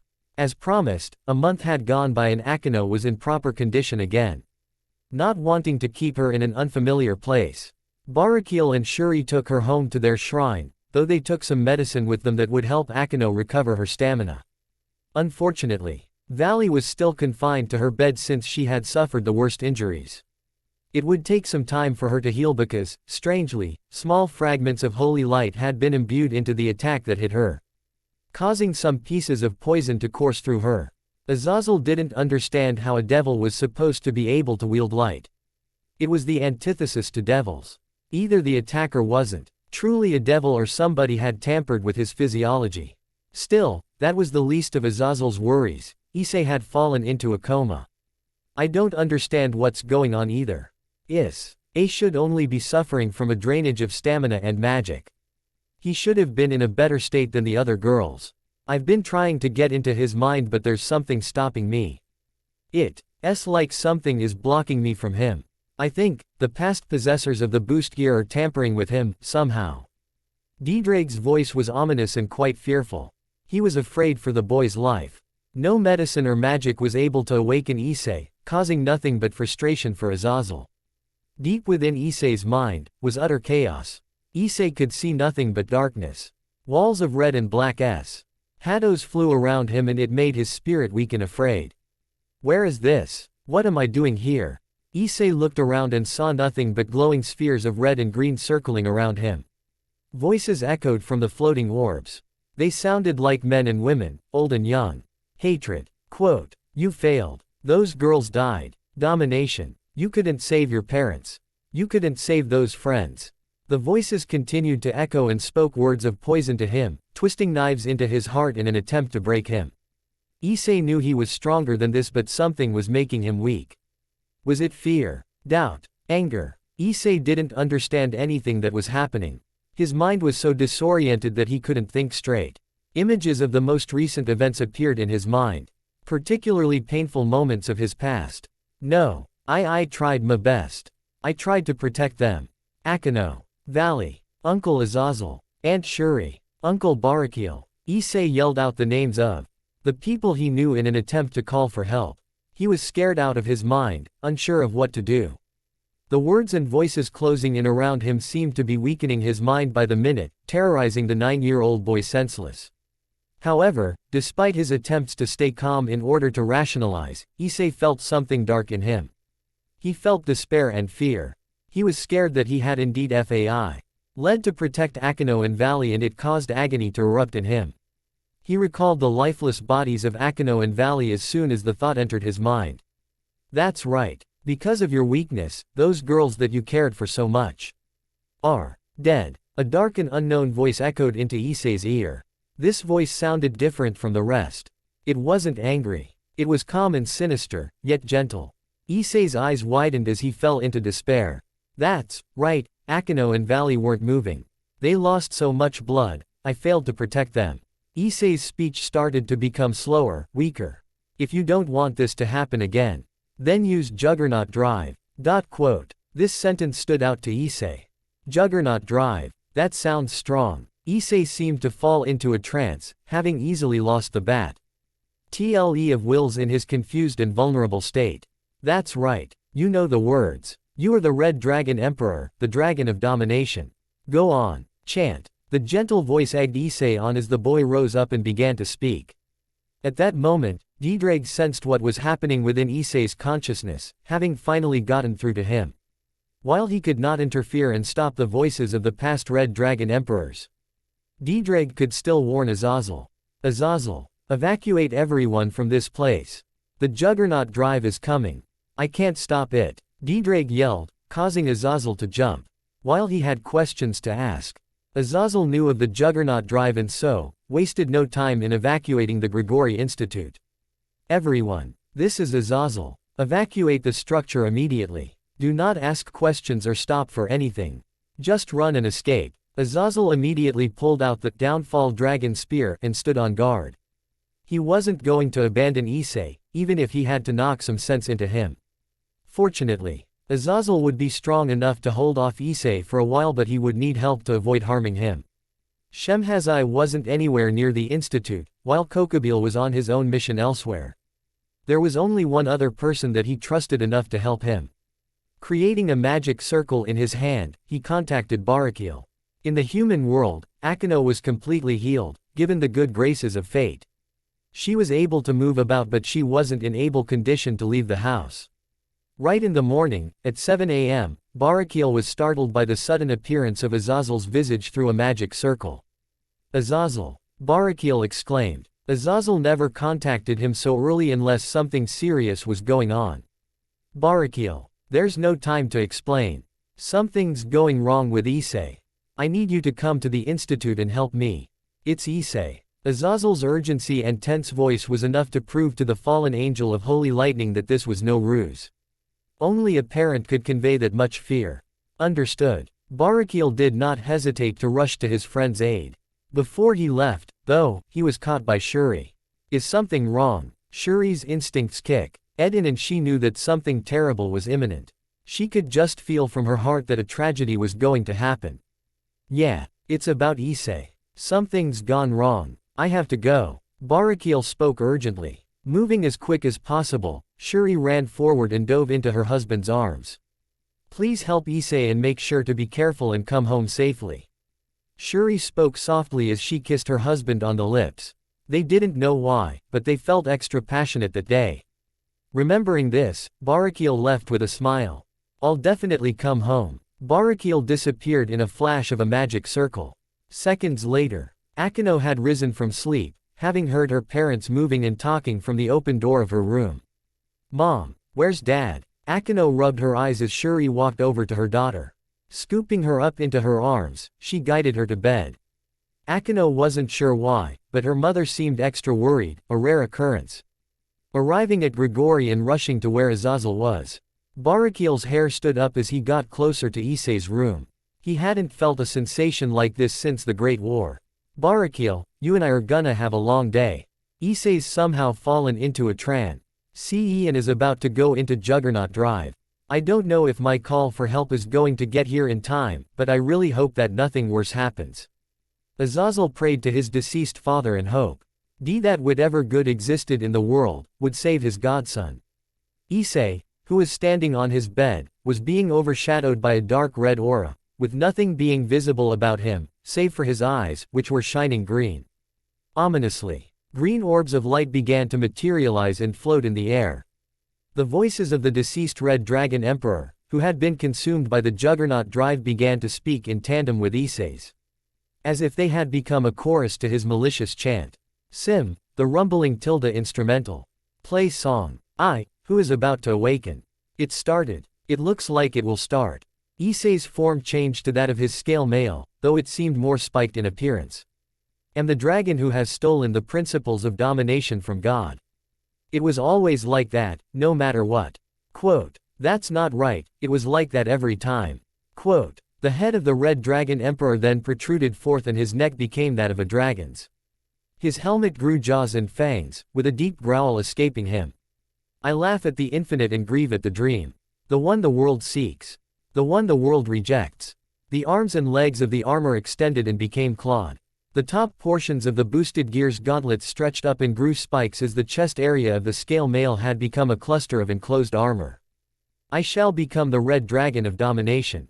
It was always power. It was always love. Wings that were without leather but were embedded with jewels, sprouted from the back of the armor, enlarging with each second. You all choose destruction no matter how many times. Diedrag's voice boomed, infuriated by the feudal cycle the past hosts always encouraged. And I shall sink you to the depths of crimson purgatory. A long tail shot out from around Issei's lower back, giving him the last part of the transformation that would turn him into a dragon. Juggernaut Drive. The voice of Issei joined with that of all who had spoken to him in his mind, causing a gigantic rush of energy to burst from and around him. The entire room was destroyed, leaving craters and holes everywhere. Forced back by the immense pressure, Azazel and Barakiel took a few seconds to regain their composure, but as soon as they regained their footing, the Red Dragon Emperor turned its attention to them. Opening its mouth, a beam of red energy was fired. The beam was colossal and would have consumed the two if they hadn't moved out of the way. The two fallen angels noticed that the beam wasn't as strong as it should have been, perhaps due to Issei's young age. They didn't want to attack, but only guard until Azazel's supposed help had arrived, but they didn't know how long that would take. Issei, wake up. Remember your father's lessons. Don't ever give in to your rage. What Azazel didn't know was that Issei was enraged, he was in despair. Utter and breaking despair. He couldn't hear anyone now. Flying off of the ground, Issei disappeared from sight with blinding speed and reappeared behind Barakil, who had sensed the malicious presence of the dragon. Spinning around, Barakil instinctively coated his arm in lightning and backhanded the Red Dragon Emperor in the face, sending him flying back a few feet, but it did little to keep him down. Barakil, we shouldn't be attacking. Azazel wanted to avoid provoking the dragon from using even more of Issei's life force, which would screw his godson over. I know, but if we don't fight back, we'll die. Barakil didn't want to hurt Issei, but he remembered his promise to Shuri, and that was something that he refused to break. With a pained expression, Azazel sprouted his wings and flew into the air. He didn't want anyone getting caught up in the battle, so he had to take matters into the air. Suddenly, the juggernaut stepped forward and the armor on its chest opened up. A large emerald orb was revealed to be embedded within the chest area, and it looked as if it was about to be fired. Boost, boost, boost, boost, boost, boost. The boosted gear echoed as massive power gathered inside the large green orb in the chest cavity of the dragon. Azazel and Barakil felt dire fear at the mere ominous glow of the orb. Wasting no time in trying to move out of the dragon's trajectory, Azazel knew that if this attack hit, he'd regret it. Sim, the rumbling tilde instrumental. End song. Suddenly, a voice called out. Divide, divide, divide, divide. The voice of Albion echoed. The orb's light disappeared slowly as its attack weakened. A stream of green energy blasted into Sky and ignited the immediate vicinity with light, a mere testament to the size and strength of this attack. Azazel looked at where the sound had come from and saw Valley, floating in the air.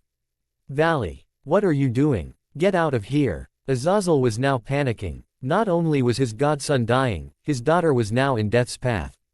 Valley, you don't have balance breaker. You'll only get hurt if you stay here. Barakil dashed in front of her to shield her from a blast of energy that had been fired her way. Issei, don't you recognize me? Valley called out to him. For a mere moment, the dragon form of the boy twitched at Valley's words, but resumed his roaring. Valley, Issei doesn't recognize us at all, right now. Azazel warned her, causing Valley to feel pain in her heart. What was she to do? Albion, what's going on? Valley asked her dragon companion. He's in Juggernaut Drive. I remember telling you all about it, but I guess this is the first time that you've seen it in the flesh. Albion grimly replied. Valley's eyes widened in shock and horror. Then, that means that Issei is going to die if he stays like this. Valley's voice shook. She didn't like thinking that idea. She didn't want to lose one of the few people who had given her life meaning. Yes, you need to hurry, Valley. If we're going to help save him, we have to do it quickly. Albion felt that the time was right for what they were about to do and was now urging his host to act. Gundam 00 Ost 00 Razor. Play song. Closing parenthesis. You're right, Albion. I need to be stronger. I won't let anyone die. Valley bolstered the emotion in her heart and declared her desire to the world. A fine conviction. It's time to show the world just how much you mean it. Albion spoke as a massive blue aura erupted from Valley. Balance break. Divine dividing. Scale male. Valley proclaimed as white dragon armor materialized around her. Vanishing dragon. Balance breaker. Albion's voice rang out through the landscape, attracting the juggernaut Red Dragon Emperor's attention, as well as Azazel's and Barakil's.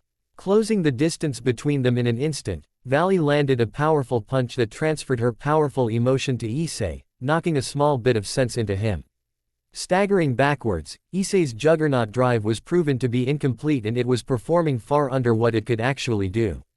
Divide, divide, divide, divide, divide, divide, divide. Quote. With each word, large portions of Issei's strength was taken and transferred to Valley, who quickly ventilated whatever strength she couldn't handle safely. Come back to your senses, Issei. Valley poured all of her energy into one massive orb of magic that blasted Issei and sent him flying several kilometers. Breathing and panting with exhaustion, Valley felt like he added, and her muscles seemed as if they had been lit on fire. Her armor cracked and parts of it shattered and dispersed. This being her first time using Balance Breaker, she could only use it for so long. Slowly making their way to Issei, Valley stopped and saw his dragon body wrestling with itself in frustration, as if it were fighting itself. Gundam 00 Ost 00 Razor. End song. Closing parenthesis. Then, out of nowhere, a bright and magnificent light shined from the sky as a magic circle appeared. Materializing from it were 4 beings. They each had 12 white feathered wings, with one of them sporting a set of golden wings. We got off lucky. Azazel hoped they would act quickly before things got to the point of no return. The 4 seraphs. Barakiel was stunned when it was revealed that the help that Azazel had called for was in fact the help of the angels. Now, Gabriel, the angel with 12 golden wings, exclaimed with utmost desperation. One of the seraphs descended in front of Issei at that command. She had long golden blonde hair and green eyes. She had a breathtakingly beautiful body and wore a white dress with golden arm and leg bands. Closing her eyes, Gabriel began to sing. Her voice was gentle and soft. Warmth even radiated throughout the land as the lyrics to her song reached Issei's ears, calming him as his subconscious reacted to the sound of the seraph's voice. Within Issei's mind, he had been covered in the whispers and darkness of the past Red Dragon Emperors. For what seemed like days in his head, Issei's mind fell deeper and deeper into despair, prolonging his stay in Juggernaut Drive. Crying and whimpering to himself as he grieved over the false lies of the deaths of his friends, Issei's spirit had become so bonded with the darkness that it had come to the point that he would almost be consumed by it. Suddenly, light poured in from the dome of shadows that had covered Issei. The holy rays peeked through, catching Issei's attention. Raising a hand to shield himself, Issei looked and saw a hand.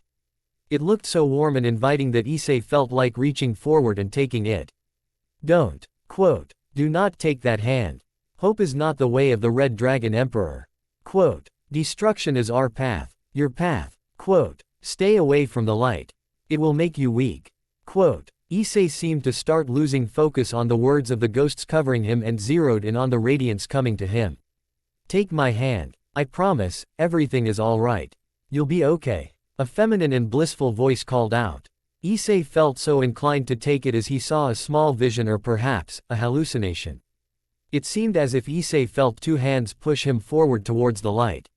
Looking behind him, Issei saw the ghosts of his parents, smiling at him and ushering him to move forward. As the hosts of the dead boosted gear possessors moved to try and trap the current host of D-Drake, they were blocked by waves of light that emanated from the spirits of Reiko and Rukin. You will not have our son. Rukin turned into his dragon form and stomped the ground, with his wife on his back. A large shockwave of light blew away the darkness of the past as Issei took hold of the hand that had come for him.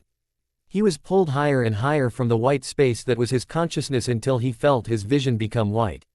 In the real, solid world, the Berserk Red Dragon Emperor's armor slowly morphed back into the normal state of the Red Dragon Emperor's balance breaker, eventually purging itself, leaving an unconscious Issei to fall, but he was caught by Gabriel, who carried him to Azazel. Thank you so much. Azazel cried as he felt that Issei was still alive. After much effort to break out of the darkness that had swallowed him, D-Drake was finally able to speak again. Thank goodness that worked. I believe the worst is over. Thanks to his incomplete transformation and the power behind the song that saved him, Issei should be fine now. D-Drake exhaled as he spoke. If he still had a body, he'd have been covered in sweat. How did this even happen? Azazel still didn't understand how the Juggernaut Drive came about. The most likely cause of this incident is the fact that the memories of the past possessors had preyed on Issei's mind when he believed Akeno and Valley to be dead. He had lost consciousness after seeing their bodies. He must have forgotten that they were still alive when he blacked out. Anyways, at least Issei didn't lose any years off his life. D-Drake still held on to hope as he tried to pass it on to Azazel. Azazel then turned to the seraphs who had come to his aid and bowed his head in utter gratitude. I don't know how to repay you.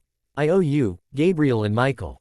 Azazel wasn't sure how he would repay his former enemies' siblings. Michael took a good look at Issei with a degree of worry and interest. Putting a hand on Issei's forehead, Michael could feel a sense of foreboding as he thought about the day's events. Looking at Azazel for a moment, Michael deduced that he wasn't taking care of Issei for hidden and obscene purposes. Azazel looked more like a worried parent, rather than a mad scientist. Smiling, Michael merely nodded at Azazel. Do not worry, Azazel. There's no need to repay your debt right now. While Michael had wanted to do this act for free, he was confident that he would need Azazel's help in the future. So he would have to be able to cash in his favor in time. Goodbye, Azazel. Gabriel smiled sweetly as she left with her heavenly brethren. It would have been unwise for angels to stay too long in the underworld, given the delicate truce between them and the devils and fallen angels. Watching as they left, Azazel silently thanked them again before turning around. Azazel breathed a sigh of relief as he looked over the ruined Grigori Institute. While the foundation was gone, nobody else was hurt. He looked at Barakil and noticed the several bruises and gashes that he was lucky to escape with, but otherwise, the Master of Holy Lightning was fine. He looked at Valley and noticed that she had no apparent injuries, but she was out cold. Moments later, Shemhaza had returned and was astounded by the devastation caused to the location. After filling him in, the Vice-Governor-General was worried out of his mind about future risks of Juggernaut Drive, but Azazel put down the worries for the time being. Quickly repairing their base, Issei and Valley were put back under medical care. After several tests, it was concluded that the two were going to be bedridden for a long time again. Issei's body had been forced under a lot of stress recently, and Valley had just finished recovering from her previous wound.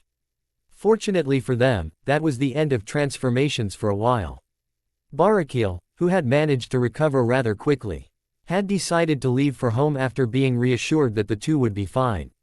Azazel turned to Barakil and thanked him. Thanks, Barakil. You protected Valley multiple times. I owe you. Azazel made a gracious smile and assured his friend that he would find a way to repay him. No need, Azazel. I'm just happy to get to go home to my wife and daughter now. Barak. IEL smiled happily at the thought of being welcomed home by his beautiful wife and adorable daughter. All right. Tell Shuri and Akino that I said hello. Azazel saw him off, satisfied that his friend was able to go safely. When Barakil returned home, he had hoped to see his wife and daughter like usual. Somehow, Shuri had the ability to detect when he was coming home. She was always waiting for him whenever he arrived back at the shrine, with a radiant smile on her face. As the light faded from his view, Barakil expected his beautiful family and their warm home. However, what he saw was far from it. The doors were all torn down and broken. The shrine looked as if it had been savaged. Hearing screams and the cries of his daughter, Barakil rushed where he knew they would be and saw numerous men that he recognized as his enemies. Doctor Who asked, the rueful fate of Donna Noble. Play song. Closing parenthesis. However, they weren't what he focused on. Laying on the floor, broken and lifeless, was the body of his beloved wife, Shuri. His daughter was crying her heart out and cradling her deceased mother, calling for her. Mother. Mother. Akino sobbed as she clung to the bloodied corpse. Silent hatred and fury exploded in Barakil's heart. His face remained stern and his voice was silent, but his actions were frenzied and his actions were brutal. Creating a sword of light, he lunged forward and uttered the enemy that had taken the lives of his wife. While he slew each person, Barakil felt no satisfaction nor comfort to his heart. If anything, the agonizing pain in his heart only grew. He knew none of this would return Shuri to him, but he was too hateful to spare anyone. Screams and cries for mercy came from one of the assailants, who had been backed to a wall. Please, please, mercy. One of the men cried as Barakil walked up to him. Each of his footsteps sounded like thunder. Electricity crackled as Barakil felt himself come to a boiling point. Pointing his sword forward, Barak fired lightning at the last assailant, incinerating him into nothing. Not even ash remained of him. Covered in blood and breathing heavily from the frenzy that he had fallen into, Barakil was snaped out of his trance by the sobs of his daughter. Looking back at where she was, Barakil's heart ached and his entire body shook as he moved toward her. He tried to touch his wife, but his daughter lashed out at him. Don't touch her, Akino yelled, her voice laced with venom. He turned to her and was met by her eyes. Cringing back, Barakil had never seen such hate in her eyes before. Why? Where did you go? Why did you leave? Because you weren't here, mother died. We always wait for you but you never come home on time. This time you came home too late. Akeno launched herself between her father and her mother's dead body. Clinging to it. Because of you and your stupid black wings, people came after us. They said because of you, I had to die. They said you all had to die. All because of these black wings. I hate my wings. I hate your wings. I hate them. I hate the Himahima. Why don't all of you go away? Akeno's cries of hatred and pain echoed throughout the area, proving how strongly she felt about her words. Barakiel wanted to stay but he heard clamors and recognized Akeno's relatives. They probably knew of what had happened and as Barakiel suspected, one of the Himahim. A clan members that he recognized were among the group. So the others didn't kill you and your brat. No matter, we will finish their work. I saw the red flashes of light near this shrine. I came to investigate and who else did I find? A fallen angel, our brainwashed relative, and their filthy child. Naturally, I notified your enemies, you evil bastard. Now die. The Himahima clan members mistook He blood covering Barakiel to be his own but that was a fatal error. Dispersing his light sword, Barakiel wreathed himself in holy lightning and obliterated all of the clan members that were foolish enough to come here. Leaving no remains of the enemy within an instant, silence filled the shrine, save for Akeno's cries. If I stay, my daughter will only hate me more. Because of me, my wife is dead. Perhaps, it's better if I leave. Barakiel began to slip into despair and considered taking Akeno somewhere safe, regardless of her protests but the fallen angel leader spotted relatives of Akeno, who were neutral. Barakiel then prepared a magic circle to leave in. Suddenly, Barakiel felt the hairs on his back stand up as he shot around and almost immediately, a pillar of light blasted from the ground, destroying the shrine home that Akeno was still inside of. His face contorting into that of a horrified look, the fallen angel leader tried to move towards it but it was too late. The shrine was no more, with nothing remaining, save for ash. Before he could go to his destroyed home, Barakiel was engulfed in the light of teleportation. Reappearing at Grigori, Azazel was stunned by the return of Barakiel. Alarmed at the blood that he was covered in, Azazel ran over to him. Barakiel, what happened? Azazel led his friend over to a seat. No longer able to repress his emotions, tears began to stream down the face of the stern fallen angel. Shaking and gripping his face to hide his sorrow, Barakiel could barely stop himself from roaring in emotional agony as he explained the story of what led him to this moment. Shuri, Akeno, they're dead. Her clan, they told our enemies of where I lived and they came to attack me.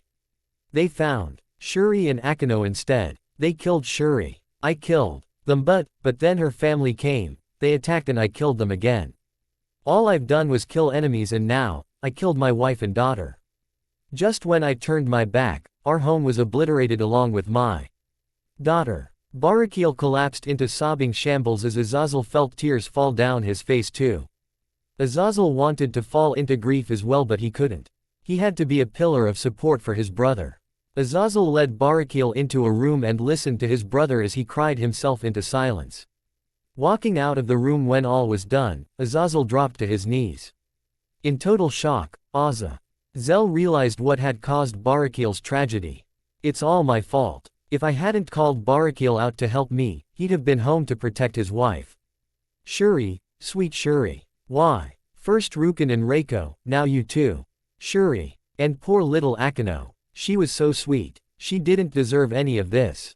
Once again, I've failed to protect my friends. Azazel punched into the floor in self-loathing as guilt gnawed away at him. Doctor Who Ost, The Rueful Fate of Donna Noble. End song. Closing parenthesis. After much time had passed, Azazel had managed to collect himself. While he felt guilt, Azazel decided that he couldn't stay like this forever. He had to move on or the past would just drag him down. He still had to lead his people and ensure their survival. He could wallow in his emotions later. On that note, Azazel declared that nobody would tell Issei of his involvement. While nobody blamed the boy, the dragon-human hybrid had indeed played a role in Shuri's and Akeno's deaths. Knowing Issei, if he knew about the events that had happened, he'd blame himself. Still, Azazel lied through his teeth and told Issei and Valley of what had happened to Akeno and Shuri. He lied that the reason why Barakiel wasn't able to protect them was because the fallen angel had been sent on an important mission. Issei didn't blame anyone, but he did feel anger at whoever killed his aunt and one of his best friends. Anger oiled in his heart, and despair had crawled back into him, but this time, Issei had remembered his father's lesson and controlled himself. Even though he did this, he and Valley still grieved for their deceased loved ones for days, but eventually willed themselves to move on. It was getting more disturbing that they'd gotten more and more used to losing people. Soon silence had gripped the Grigori Institute for days. Nobody spoke unnecessarily, as many had heard of Barakiel's tragedy. Silent respects were paid to Shuri and Akino, who were known to several fallen angels. Everyone hoped that this was the end. First came the loss of Issei's parents, and now Barakiel lost his family. Valley had also experienced a traumatic childhood, which only a few knew of. A total of 2 years had passed since that day, and Issei and Valley were now 12 years old. Azazel had ensured to teach as much as he could to Valley and Issei as time passed by. Valley had a much higher learning pace than Issei, but he proved to be the more persistent one. After both had unlocked Balance Breaker, Azazel had developed the Downfall Dragon Spear in order to better understand Dragon's sacred gears so that he could better instruct the children under his care.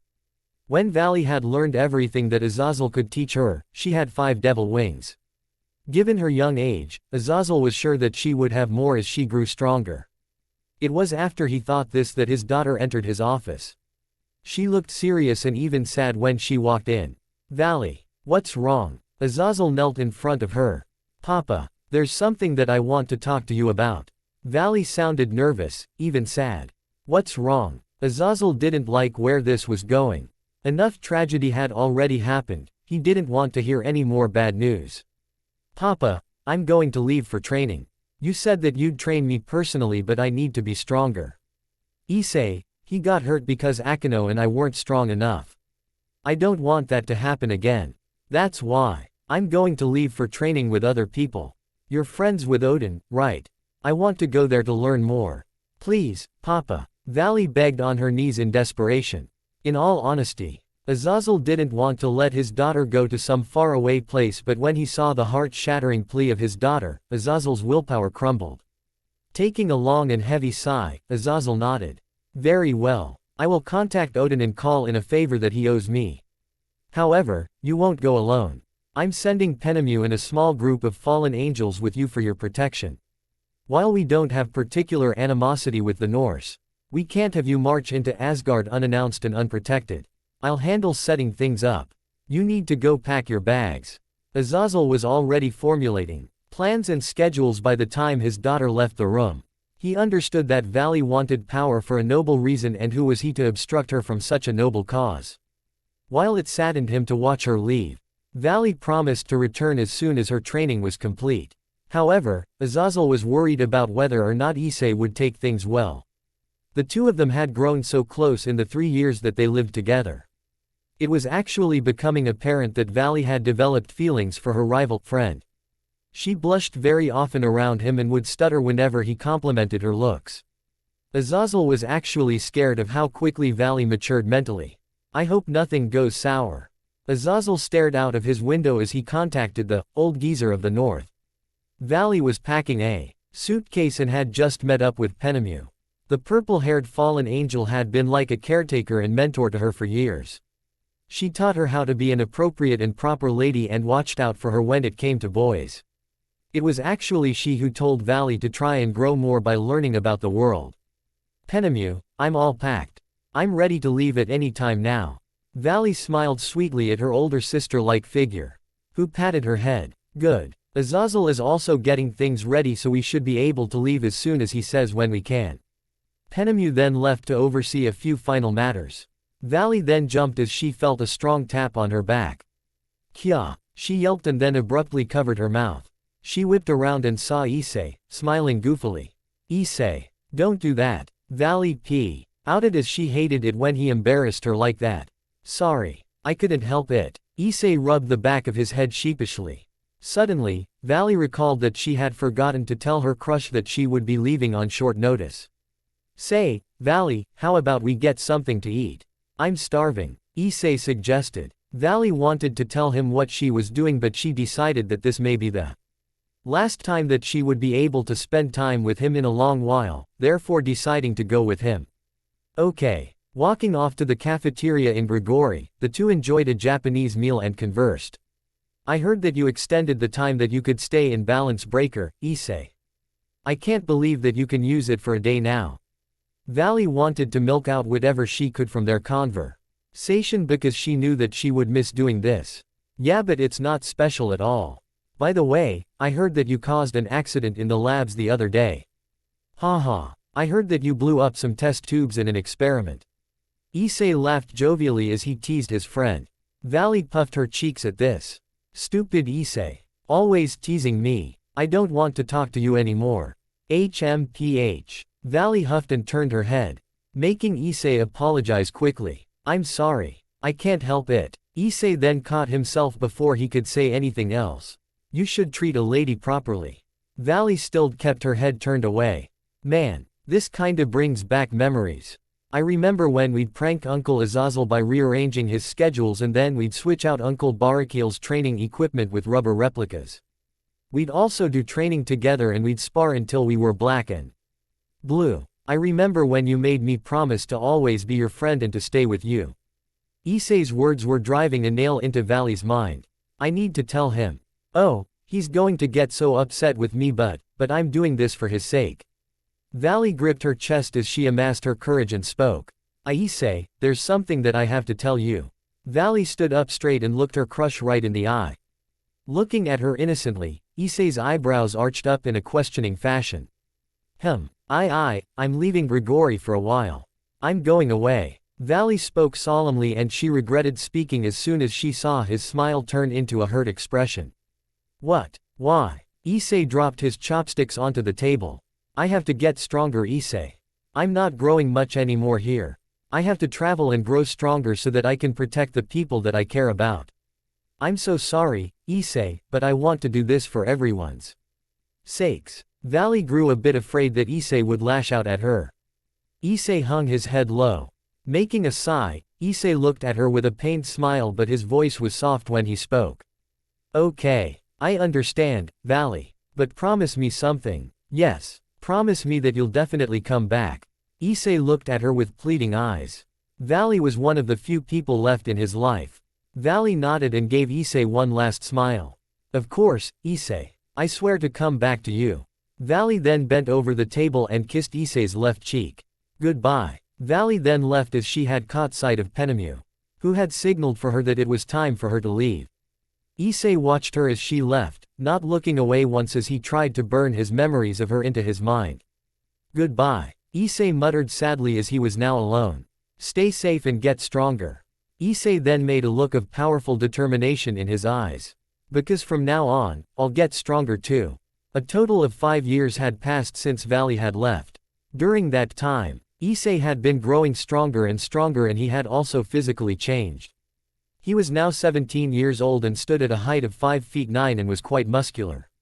Thanks to all the training and missions Azazel put him through. However, as time went by, Issei slowly began to miss human life. He had no companions his age in Grigori, so it was only natural that he wanted to make friends in his age group. He missed being a normal person. He missed not having to fight every other day of the week. It was time to move on to a different chapter in his life. Issei was currently in his room, spraying deodorant everywhere as he tried to get rid of the dragon smell in his room. Stupid puberty. My room reeks of nasty musk, sweat, and dragon breath, which is like morning breath but 100 times worse. Quote. Issei groaned as he walked out of his room and closed the door. He had several tanks of deodorant placed in his room and were ready for him to activate them. Pressing a button on a remote, gases and vapor hissed for 15 minutes until Issei opened the room. With no scents left inside, save for a vanilla scent, Issei was satisfied with his work. He looked around and most of his belongings were packed. The room was now bare, save for what was there before Issei had moved in. He gazed around his room and slowly touched and smoothed over the desks, drawers, and bed.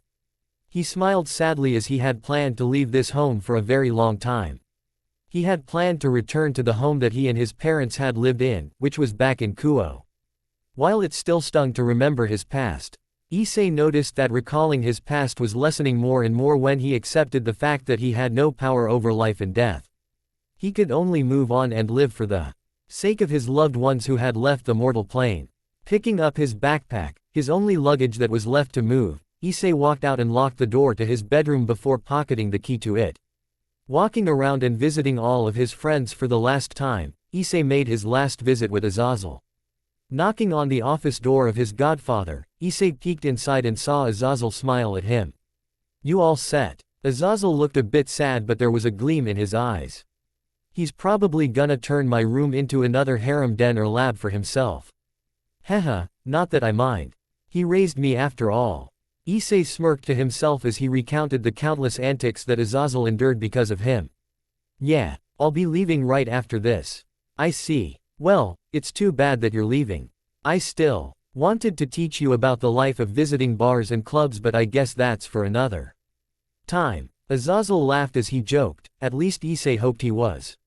"I think he's already corrupted you to an acceptable extent already. Like a few nights ago where Ddraig teased his partner but was cut off with a mental message. DDRAIG. We are not going to talk about that ever again." Issei visible panicked but recomposed himself. Changing the atmosphere, Issei decided that he had to give his last words to his uncle for a while. "Uncle, thank you for everything." Issei made a sincere smile as he bowed. He gave Azazel a hug and a pat on the back right after. "Issei, know that I'm proud of you. I've raised you since you were 8. Now that you've turned 17 and have practically become an adult, I can only tell you that if you need anything, you can ask me. Even though I can't steer your life anymore, I can still help you move along the path that you choose to. Also, I'm very sure that Rukin and Reiko are proud of you too, son." Azazel lost his laid-back demeanor and adopted a sentimental one as he saw his godson nephew off to the human world. "I'll make sure to visit when I can." Azazel gave another input as he waved farewell to the young Red Dragon Emperor. Disappearing into a magic circle, Issei felt his tension rise high as he awaited to see the sight of his old home again. In a flash of light, Issei was met by the sight of the 3-story Hyodo home, which had been well kept by Azazel. He had to admit, a tear was brought to his eye as the massive amount of childhood memories of his past flew at him. Shaking himself out of his stupor, Issei walked up to his front door and unlocked it with the key to the house. As he slowly opened the door, Issei felt different. He truly felt at home. It wasn't like all the times he'd gone back to Grigori after missions. This time, it truly felt like he'd come home. He was happy to see that everything was the same. Photos were kept in place, the furniture was the same. And the same homely atmosphere that was present back then, was still present now. He walked up to his old room and was surprised that it was exactly how he had left it. Empty. To be honest, Issei thought that Azazel would throw some stuff in for him, but he guessed the governor general chose not to. Well, this means the master bedroom's mine then. While it would be considered subpar compared to his room in Grigori, which had twice the size of everything here, everything felt just right to Issei. After quickly unloading and placing all of his things, which wasn't much, Issei got to preparing his school supplies. The year would officially start in a few days. Luckily, Azazel had already dealt with paperwork. This just left Issei to deal with academic matters, which wouldn't be much of a problem for him since he studied under a genius for almost a decade. Azazel made sure he would get A+ in everything. Unfortunately, Issei's last check was his fridge. He didn't have any groceries in his refrigerator. Not even a crumb. I guess this means grocery shopping. Oh well, I guess this means that I get to familiarize myself with Kuo again. Issei locked up his home and walked to the supermarket. It's in times like these that I'm glad to be without a body. I don't have to worry about food. Ddraig remarked as Issei made his way to the store. That reminds me, what did dragons have as parts of their diet? Issei was curious as to what dragons ate, now that the topic came up. We either ate livestock or plants of different kinds. We used to live abundantly in the human realm until the time came for us to move to different places. There was also a certain fruit that certain dragons depended on for survival. I believe they were called dragon apples. Tannen, the dragon king, was one of them. D-Drake wasn't sure how the purple dragon was doing, but he was probably doing well in life. Reaching the supermarket, Issei browsed around while carrying a shopping basket. Considering how he was only one person, he'd only need to get enough to last a week for himself. After leaving the store, Issei walked home with a sense of renewal in himself. Looks like this is a fresh new restart for me, Issei remarked as he kept with a smile. Suddenly, a far distance away, Issei saw a group of people running quickly. He recognized them all dressed in the Kuo Academy uniform. He would know since he would be attending as well. Devils. Issei could easily identify their species through their natural aura and scent, something his father had taught him. Definitely. D-Drake confirmed. There were a total of 4 people, with 3 women and 1 male. One of the women had long crimson hair and cyan eyes. She was altogether amazingly beautiful, and she seemed very graceful and refined. Unfortunately, Issei instantly zeroed in on her bust and broke into a perverted grin, but mentally slapped himself. Stop it, Issei. Don't ogle strangers. You're a man, not an animal. Issei scolded himself as he kept walking. One of the other girls was short, being below average height. She had white hair and hazel eyes. Strangely, she had fingerless gloves with cat paw prints on them. Issei instantly thought that she was cute and adorable when he looked at her, even though she had an emotionless feel to her. The sole male was a handsome young man. He was about average height and he had gray eyes, with a mole under his left eye. However, what stood out about him was that he had a sword in his hands. It had a black blade, with a gold handguard, and a white hilt. However, when Issei laid eyes on the last individual, he could feel his eyes bulging and his heart stopping. The last of the mysterious group was a young woman of dazzling beauty and elegance. To him, she was the most beautiful in the group. She had long black hair that was tied into a high ponytail with a gold-orange ribbon. Her eyes were violet, and her figure could make anyone drool like a waterfall. Akeno. Issei was flabbergasted. The young woman looked so similar to Shuri that the resemblance was uncanny. However, if Shuri were alive, she would have been with Barakil. Recalling what the fallen angel leader said, he didn't actually see the destruction of Akeno's body, but he confirmed that only ash remained of their shrine home, with no bodies evident.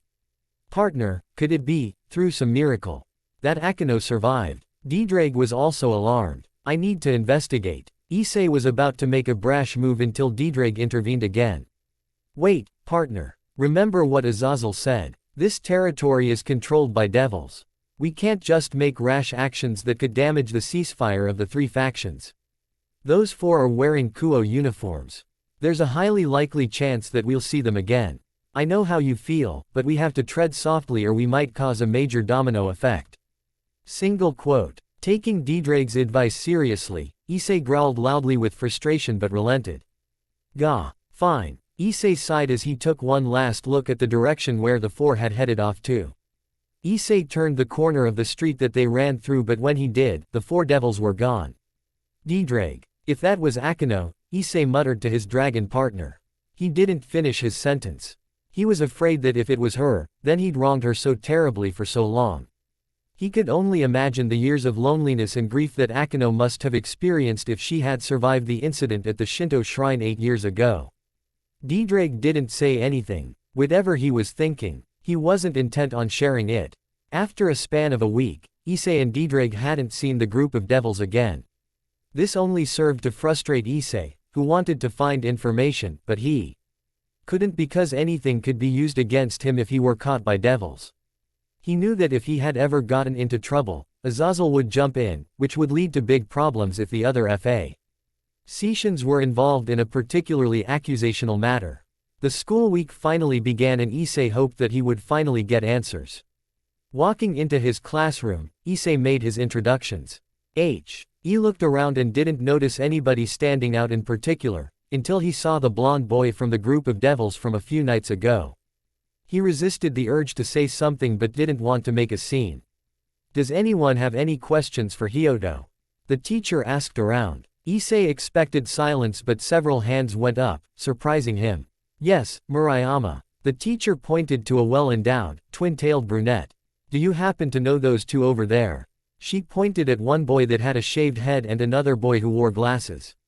Both of them had the same aura that reeked of perversion. Issei was more than happy that he was not involved with them. No, I do not know those two. I see. Good. Murayama had taken it upon herself to ask every male that questions th. At she and the other girls would know who to watch out for. The last thing that they needed was another pervert trying to peep on them. Issei was glad that he didn't get many questions. He chose a window seat when he was done, naturally. As lessons for the day ended, Issei was getting ready to go home until the blonde devil boy had entered Issei's sight. He put up his hand to shake Issei's and offered a smile. Shaking hands, the two exchanged proper greetings. "Hi, I'm Yuto Kiba." He spoke. "I'm Issei Hyodo. It's a pleasure to meet you." Issei returned the polite greeting. "Hyodo, I was wondering if you were busy at present." Kiba asked calmly. "I'm not. Is there something that I can help you with?" Issei wasn't sure what was coming, but he was ready. "Well, I'm a part of the occult R.E.Search Club and my club president wanted to speak with you. Would you be willing to come along?" Kiba asked politely. Issei saw no harm in going with him.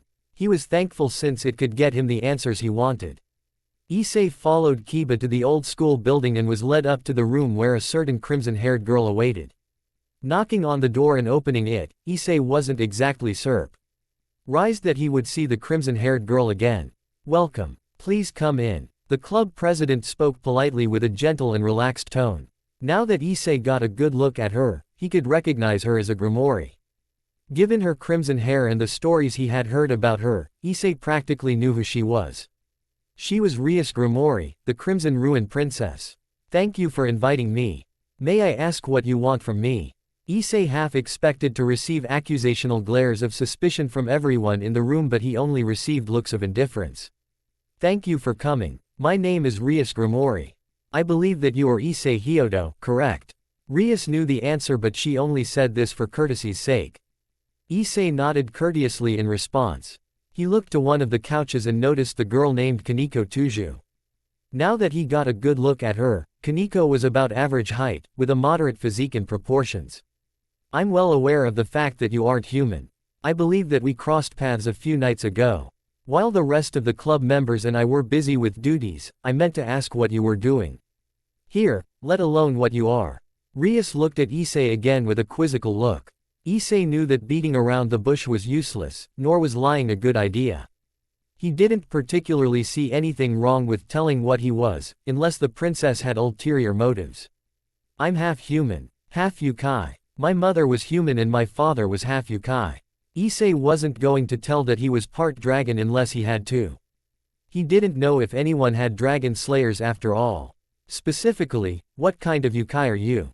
Rias pressed on. "I would prefer not to answer that. I'm sure that you would also like keep your safety uncompromised." Issei tried to appeal, but it seemed unlikely that Rias would accept that. "Very well, then. I am Rias Grimoire of the Grimoire Devil clan. As you may know, I am a pure-blooded devil and devils have a weakness against light." "Of course. That is common knowledge now. So then, may I ask what kind of yukai you are?" Rias looked at Issei again. "Fair enough. I guess if they bring a dragon slayer out, I'll they to make sure that I take it out before it's used against me." Issei really wasn't being left with any room to work with. "I'm half dragon," Issei responded finally. Rias's brows furrowed in surprise. "A half dragon? Here. This doesn't bode well." Rias was certain that most dragons didn't involve themselves with any faction, save for a select few, like Tannen. "May I ask for the names of your parents?" Rias asked again, curious to find out more about him. Issei recalled that Azazel told him to never give the names of his parents, or else. "I'm very sorry, but I've sworn an oath not to give the names of my parents," Issei vehemently declared to Rias. Force wasn't the best way to go about things, so Rias let the matter drop. "I understand. Very well, then. However, let me make this clear. If you cause trouble in this territory, consequences await you. I won't tolerate any troublemaking. Please bear that in mind." Rias ended her talk with him on that note. "I understand. I will be off then." Issei rose up from his seat and left when he realized what time it was. Today was far too important to pass up. He could ask Rias for more information later. Several minutes later, a certain black-haired young lady came out of a doorway that led into a different room, presumably a small little snack room or kitchen, given how she came out with a tray of tea and cookies. Oh my. Did your guest leave already, President? Akino looked around and found that the guest that Rias had been waiting for was gone. Yes, he did. Sorry, Akino. Rias apologized to her queen piece for having her make tea and cookies for nothing. It's fine, Rias. By the way, who was it? Akino wasn't aware of the identity of this person, and so she couldn't help but be curious. He was a half-human, half-dragon. His name was Issei Hyodo. A second-year transfer student. Rias spoke and was then shocked by the sound of a tray dropping. The tray Akino was holding had clattered to the floor as Akino's eyes widened in shock. Issei's here. Akino started to feel old emotions rising to the surface in her mind. Anger, pain, sorrow, and relief all boiled to a rise in Akino. She remembered her past where Issei had been discovered under piles of ash. She had only been 11 when she was taken in by distant relatives, and after some time, she had been chased out when her heritage of being half-fallen angel was discovered. She spent some time wandering around, using her purification skills as services to buy food. She could barely hang on to life until the time came where she had almost lost it. On a fateful day, Akino had wandered into the territory of the Himahima clan, who were still after her life and the life of her father. She could recall the events as if it were yesterday. She remembered how she was about to be killed, until she was saved by Rias and Faust. After much negotiation, Akino was allowed to be free in exchange for never entering Himahima territory. However, while she was eternally grateful to the Grimoire clan, Akino couldn't help but imagine what it could have been like if she had lived with Issei in Valley. When she thought about it, only bitterness and anger came to mind. Why? Aren't Issei and Valley coming to save me? Did they hate me for my wings too? Why? I thought Issei and Valley were my friends. We promised to be there for each other. Have they forgotten me? Single quote. These were questions that Akino would never stop asking when she was younger. Had her supposed two best friends forgotten all about her and were living happy lives? She had grown bitter and angry, when nobody from her past had come to save her. Nor did it seem like anyone was searching for her. She had learned how to fight from a young age and was always able to sense presences. Not once was she able to sense any fallen angels near her when she was wandering Japan. Not once did she ever sense anyone trying to find her. Now, in present time, Akino had grown to hate Issei and Valley as well, along with all other fallen angels. Rias and Kiba were stunned by how upset Akino looked. Her eyes were wide, wet with angry tears, her brows were furrowed, and her teeth were grit. Akino, what's wrong? Rias was largely unaware of Akino's past with Issei since she had never made any reference to it. To her, this was the absolute first time she'd ever seen Akino like this. There was so much that she had wanted to say to Issei, specifically. Yet, she had come so far. She had managed to leave that chapter of her life behind, despite the resentment and bitterness trapped in her heart. Nothing, Rias. Jew. Saint, some unwanted attention and history I don't want to talk about. Do you not want to see him?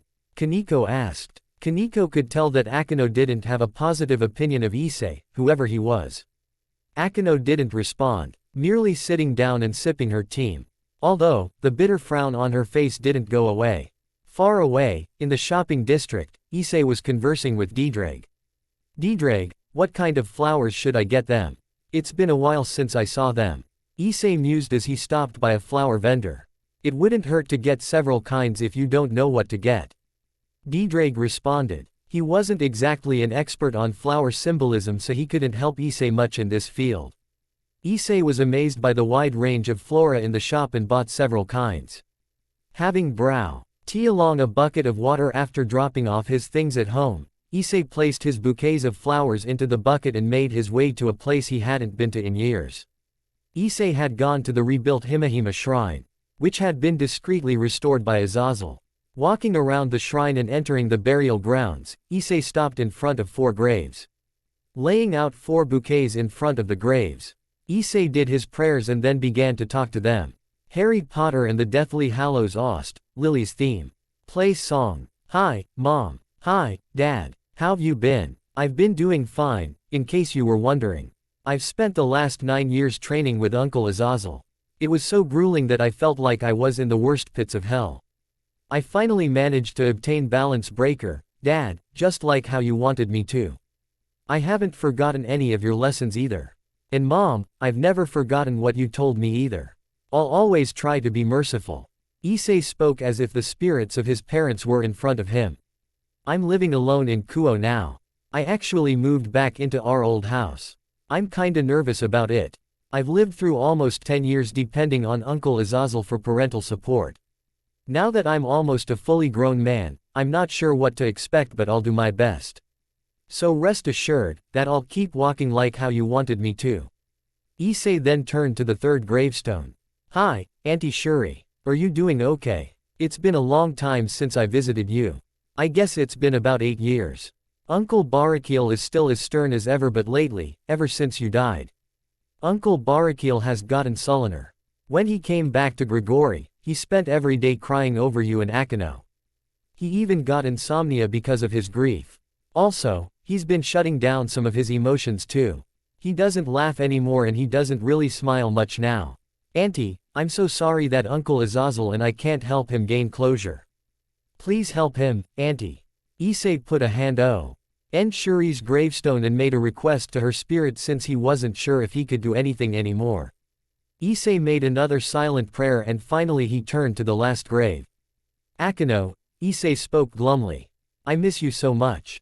Not a single day goes by that I don't remember our days as children. I miss playing with you and I miss spending time with you. Ever since the day Uncle Barakil came back, he said that the shrine got turned into ash and he couldn't even come search for your bodies because he got teleported away before he could come get you and your mother. When Barakil and other Alan angels came to look at the shrine, they found nothing. The whole shrine got reduced to nothing. Issei's voice shook. I'm so sorry that I broke my promise to you. I remember that I promised to protect you and Valley when we were children. Until this day, I've never forgiven myself for failing you and Auntie Shuri. Uncle Azazel and Uncle Barakil didn't tell me, but I found out about how you and Auntie Shuri died. Issei pursed his lips, a lump forming in his throat. It's all my fault. If it weren't for me, Uncle Barakil would have never left you two that day and you would be safe and alive. If I hadn't been so weak, I would have never fallen under the Juggernaut Drive spell. If I hadn't been possessed by the past wielders of the boosted gear I wouldn't have caused you two to die. Issei stopped himself before he could break down completely. Despite all that, silent tears fell down his face. I'd give my life so that you and Aunt Shuri could be with Uncle Barakil again. I'm so pathetic. I couldn't save you and Valley and because of me, you and Auntie died. I never even got to tell you how much I liked you. If we'd continued growing up together, I'd be in love with you. Issei's voice continued to tremor. And now, you just might be alive. Tinges of hope started to fill Issei's voice. I saw someone just like Aunt Shuri. I'm going to find out tomorrow whether or not she really is Akino. Issei took a deep breath to calm down. Harry Potter and the Deathly Hallows Ost, Lily's theme. End song. He had repressed those thoughts and feelings for so long that it felt refreshing to get it all out. For years, he'd blamed himself for the death of Shuri and Akino. Even though the guilt still wasn't gone, Issei swore that he'd find Akino's doppelganger and get the answers. The next day, Issei went to school. Wanting more information. It was going to be easy, given it was school. As he walked through the gates, gasps of admiration and gawking sounds went behind him. He turned around and saw 4 young ladies entering campus. It was Rias, Akino, and 2 others. Issei stared at Akino, unsure if it was really her or just doppelganger theory. Your second day and you're already interested in someone. Issei turned around and saw a young woman with braided pigtails and pink glasses. It was Aika Kiryu. It's not like that. I'm just curious about why everyone's gawking and gasping at them. Are they celebrities? Issei asked. They're the 4 great ladies of Kuo. They're popular because they've all got amazing looks and smarts. The boys drool all over them, though they don't reciprocate. The redhead is Rias Grimori, a foreigner. The one with short black hair and glasses is Sona Shitori, the student council president. The other one with the long black hair and glasses is Tsubaki Shinra. The one with the black hair in a ponytail is Akino Himehima. Issei started sweating. He already knew the answer, but he didn't want to give himself false hope. Shame and guilt washed over him. Aika noticed that, putting a hand on his shoulder. You alright? You're as pale as Motohama and Matsuda when they're caught peeping. Why yeah, I'm good, I'm good. Issei's voice was small. Issei spent the entire day trying to figure what he would say. Hell, even if he made a pretty speech and talk about feelings, it'd just be a smoldering pile of excuses. On his first break, Issei walked through the halls. Only for Akino to be heading in his direction. Akino, Issei called out to her, but she ignored him, walking away as if he were thin air. At lunch, he went to her classroom, only for her to be gone. It was clear to Issei that she had no desire to see him. The next day, he tried again on the afternoon break, only for the young lady named Kaneko to stop him in the hallway. Senpai, Akino isn't here right now. Issei figured Kaneko was playing messenger. Howd, please don't harass Akino too much. Kaneko's tone was flat, but Issei could sense the ominous warnings hidden underneath. In the distance, Kiba only gave him a sympathetic smile. Issei was disheartened, even sad, but it gladdened him to see that there were people who cared about her. Issei even caught the eye contact that Akino and Kaneko had between the classroom and hallway. Issei sighed, nodding in defeat. Perhaps it's better if we don't see each other. If she hates me, then I don't want to push her. Issei walked away from Akino's classroom. Even if you try to put this off, there's no getting around this, partner. Walking away won't solve anything. You're just gonna be tortured for the rest of your life.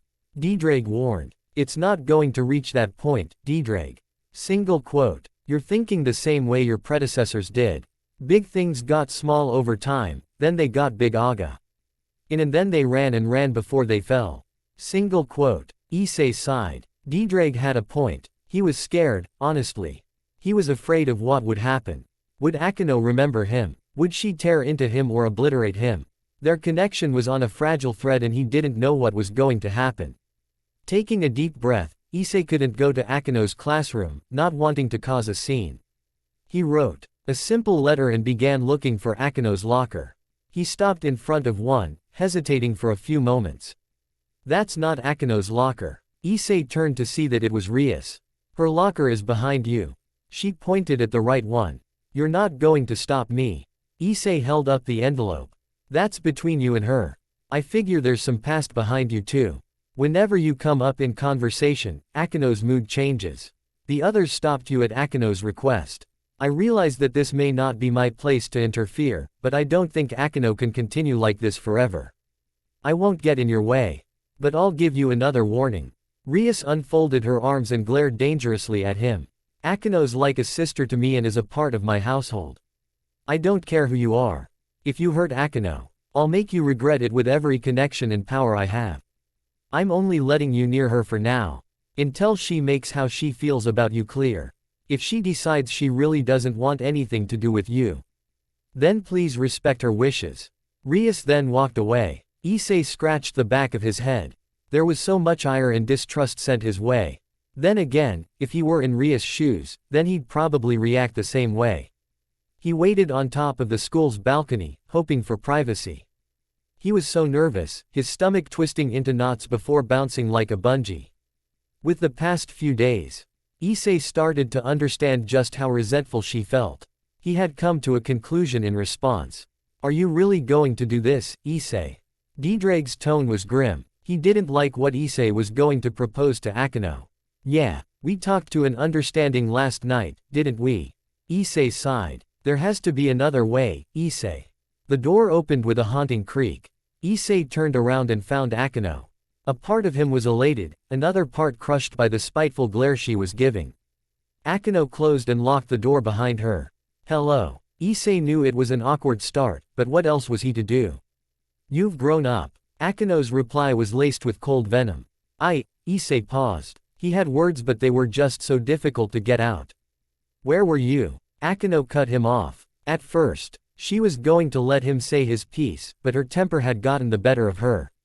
She was hurt and she wanted him to know. Where were you? Akino repeated herself, each word like a hammer dropping on Issei's head. Bleach Ost, soundscape to ardor. Play song. Closing parenthesis. I drifted around for years, wondering where you were. I wondered just how long I had to wait for someone to help me. I was kicked out of home after home. Starving and scared. You promised to protect me when we were kids. Where were you? At the last sentence, Akino's anger exploded. She stared swords through him. Tears dotted the corner of her eyes as she trembled with rage. We all thought you were dead. Uncle Barakil only saw your home destroyed, turned into ash. He even went back to look for you, but he couldn't find you or your mother's body. We even went looking for you. Akino grit her teeth, her anger still unabated. People know of Rias, I even earned my own title. Azazel isn't an idiot. Why didn't you reach out to me, Issei? Where were you in Valley? She screamed, her tears now falling freely. Issei was silent, only able to listen as she vented. You two were my best friends. I hate fallen angels. It's because of them that my mother died. It's the source of all my misery. I didn't hate you two because you weren't fallen angels. Now, why did you only choose to appear now? Akino's voice became low again. We really thought you'd died. I know I failed you. I'm sorry for all that. What good does it do to apologize after the damage has been done? You think I'll just forgive you for breaking my heart after one apology? Did you really think that if you just said sorry and showered me with sympathetic words that I'd just forgive you? No, not at all. You can blame me for everything. But, please, don't blame the others. Issei begged as he got on his knees. Explain yourself. Akino was panting, her anger and curiosity blending into adrenaline. It was after we got attacked as kids. After I thought you two died. I went into a state called Juggernaut Drive. I got possessed by the past hosts of the boosted gear. It's a state that fully unleashes the boosted gear's power, but it also drives the user berserk. I went on a rampage and Azazel called your father to help subdue me. If it were outsiders, they'd have killed me. Akino knew Issei was many things as a child, but a liar wasn't one of them. She didn't want to believe it, but she had heard of the Juggernaut Drive before. Every passage she'd read about it in books always ended with the user's death. She didn't want to believe him. But she knew that there was some truth to his words. It's all my fault. The reason why your dad went away that day was because of me. As for your abandonment, it's also my own fault for not looking for you. I really thought that you'd died that day. Not a day didn't go by where I didn't think of you. I know I can't instantly make up for all the pain I've caused you, but I'm truly sorry. I broke my promise to be there for you. I didn't even look for you. I know I can't bring your mother back. If you never want to see me again, that's fine. If you even want to kill me, that's fine too. For a long time, Issei had thought about it. It was his blunder that cost Barakil and Akino a wife and mother. He'd shattered their happy family because of his weak mind. He'd always prepared himself for such a conclusion if he had to give his life to pay for the tragedy of Shuri's death. I'm offering my life to you. Do with it as you will. Issei prostrated himself, ready for a fatal outcome. Akino was wide-eyed, stunned silent. She stared into his eyes, as if she could see into his soul. He was dead serious about dying to appease her grudge. Akino swallowed the lump in her throat. She bore a grudge against him. But it never got to the level of wanting revenge. Akino stood as still as a mountain, trying to come to a conclusion. Everything Issei told her made sense. If she were totally honest, she knew that her grudge was unreasonable. Nobody was truly at fault. It was just the cruelty of fate. Issei had flown into a rage because she and Valley were almost fatally wounded. Barakil was strong enough and cared enough to help stop him. She'd awoken from the ashes of her home and knew that anyone would have believed she had died. In the deepest, darkest parts of her soul, she only blamed the people in her old life because it kept her going for a while. It gave her something to keep herself from being devoured by despair. It gave her the time she needed to salvage her sanity. Bleach Ost, soundscape to ardor. End song. Closing parenthesis. Akino took a deep breath, unsure of how much she would regret her decision. The tears continued to fall, almost like the last of her poisonous emotions were leaving her system. Issei closed his eyes, bracing for the worst. I forgive you, Issei. What happened wasn't really your fault. I only blamed you and the others because it helped me stay sane. I know it was wrong. But wandering around from place to place, hated because of something you can't help. I was so close to falling off the edge so many times. I was so tired. Akino sank to her knees. Issei and Akino were in complete silence after they bared out what they wanted to say. Himehime, I really do want us to be the way we used to be. I'll do whatever it takes to make it up to you. Akino remained quiet, still sorting herself out. After finally unloading all her resentment and coming to terms with the reality of it all, she felt immensely better. Issei, I also feel the same way. I'm also sorry. I wasn't being fair. I've heard of the Juggernaut Drive and what it does. We were all just kids. I'm also sure it wasn't easy to bear those thoughts of guilt till now. Especially since you offered to die. It was clear that the two had sharp blows dealt to their mental health, given both their dialogues. Still, the bonds that they shared from their past made it easier than normal to forgive. What does this mean then? Where do we go from here? Issei awkwardly looked at her. Were they friends again? After almost 9 years apart, with some of them being full of resentment from one side. It would be strange to easily just sweep it all aside. Regardless, Akino knew there was only one way to move on with her life. I want to be friends again, Issei. I forgive you. Even though it wasn't necessarily your fault. Issei couldn't be happier upon hearing that. Thank you, Himehime. Akino retorted. Huh, call me Akino, like you used to. Issei felt his heart shiver again. There was still hope. Thank you, Akino. He corrected himself. Now that we've come to an understanding, I'll see you tomorrow, Issei. Come by the club after school. I want to introduce you to the others. Also, please keep this a secret from my father. I don't think I'm ready to see him just yet. I will, Akino. Issei smiled. When she left, Issei took a deep breath. He felt light as a feather. The emotional weight he'd put on himself was gone. He didn't expect things to be sugar and rainbows after this, but he could at least take heart that Akino was willing to forgive him. I'm happy for you, partner. Diedreg chuckled softly. I'm thankful things worked out that well. I expected to die. Akino would have never gone that far. Maybe. Either way, I would have accepted whatever she chose to do. Quote, are you going to confess to her about how strongly you liked her as kids? Quote, Issei paused. I'm not sure, Diedreg. We've grown up. Don't lie to me, Issei. You've still got a torch for her. If you two had stayed connected till now, you'd have been in love with her, wouldn't you? Quote, Issei trailed off. Wouldn't you? Diedreg repeated himself. Probably. To be honest, if we'd had more time to develop our relationship, I'd have been head over heels in love with her. What about right now? A man in love would willingly die for the person they loved, as cheesy as that sounds. Quote, still, it's been so long, she's probably not the same as when we were little. It's too soon. And if you had to make a statement right now, quote, I still have feelings for her, more than a crush. But less than being in total love, I guess. Like I said, it's been so long. Diedreg chuckled to himself. Akino was still standing on the other side of the door, having heard his conversation with Issei. Her face was burning red, her heart beating rapidly. He had a crush on me since we were kids. He actually felt the same way. Akino was relieved. It was sudden to be feeling this way after having declared resentment toward him mere minutes ago. However, it wouldn't have been forgiveness if she hadn't let it all go. As children, Akino had a crush on Issei, admiring how cheerful he was and the positive atmosphere he could make. It also helped that he was one of the few boys she knew back then. Akino couldn't help but smile. Perhaps this could be a fresh start for the both of them in certain ways. She descended the stairs below, wondering what the next day would bring.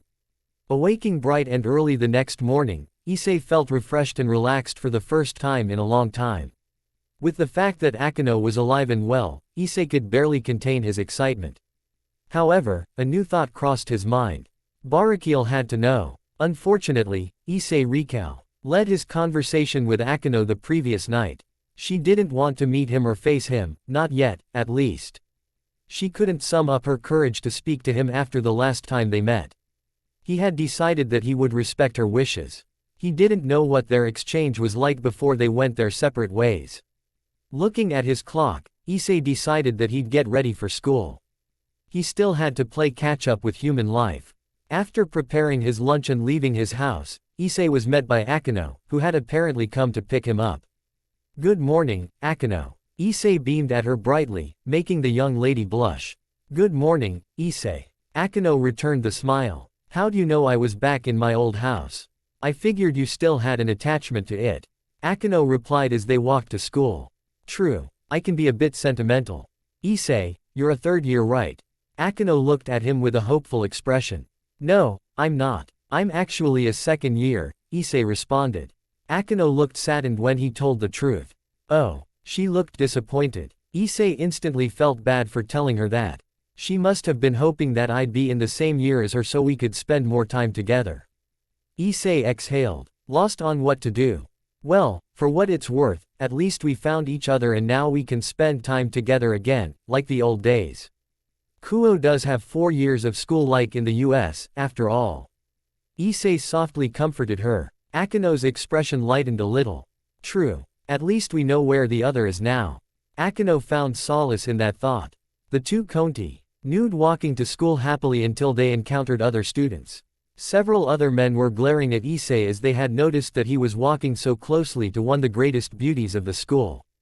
Akino noticed the many stink eyes that Issei was getting and merely chuckled. After entering the school, the two had to part ways.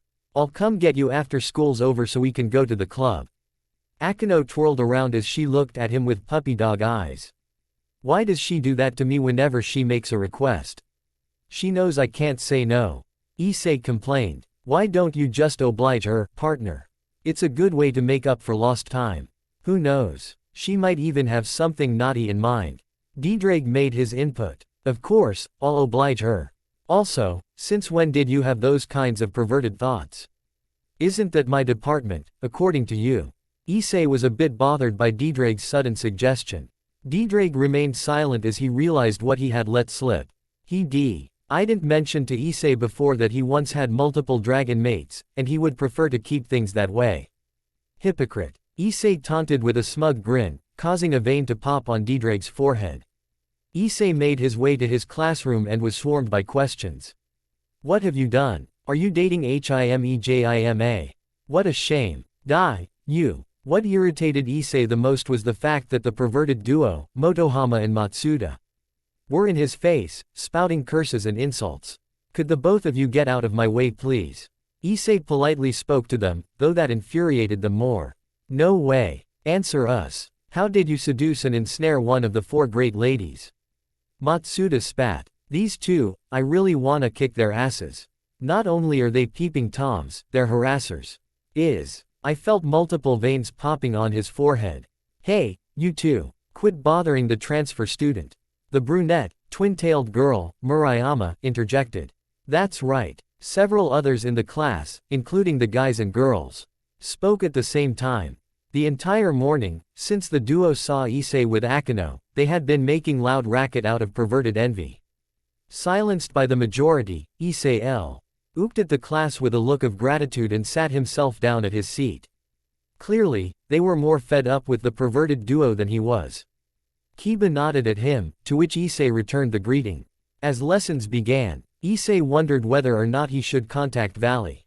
It had been years since they had talked, seeing as how she had left for traveling the world to train. Having left the north, Issei had a much harder time talking to her, given how he didn't want to bother her. Still, Azazel told him that Valley was returning soon, within 2 or 3 months, actually.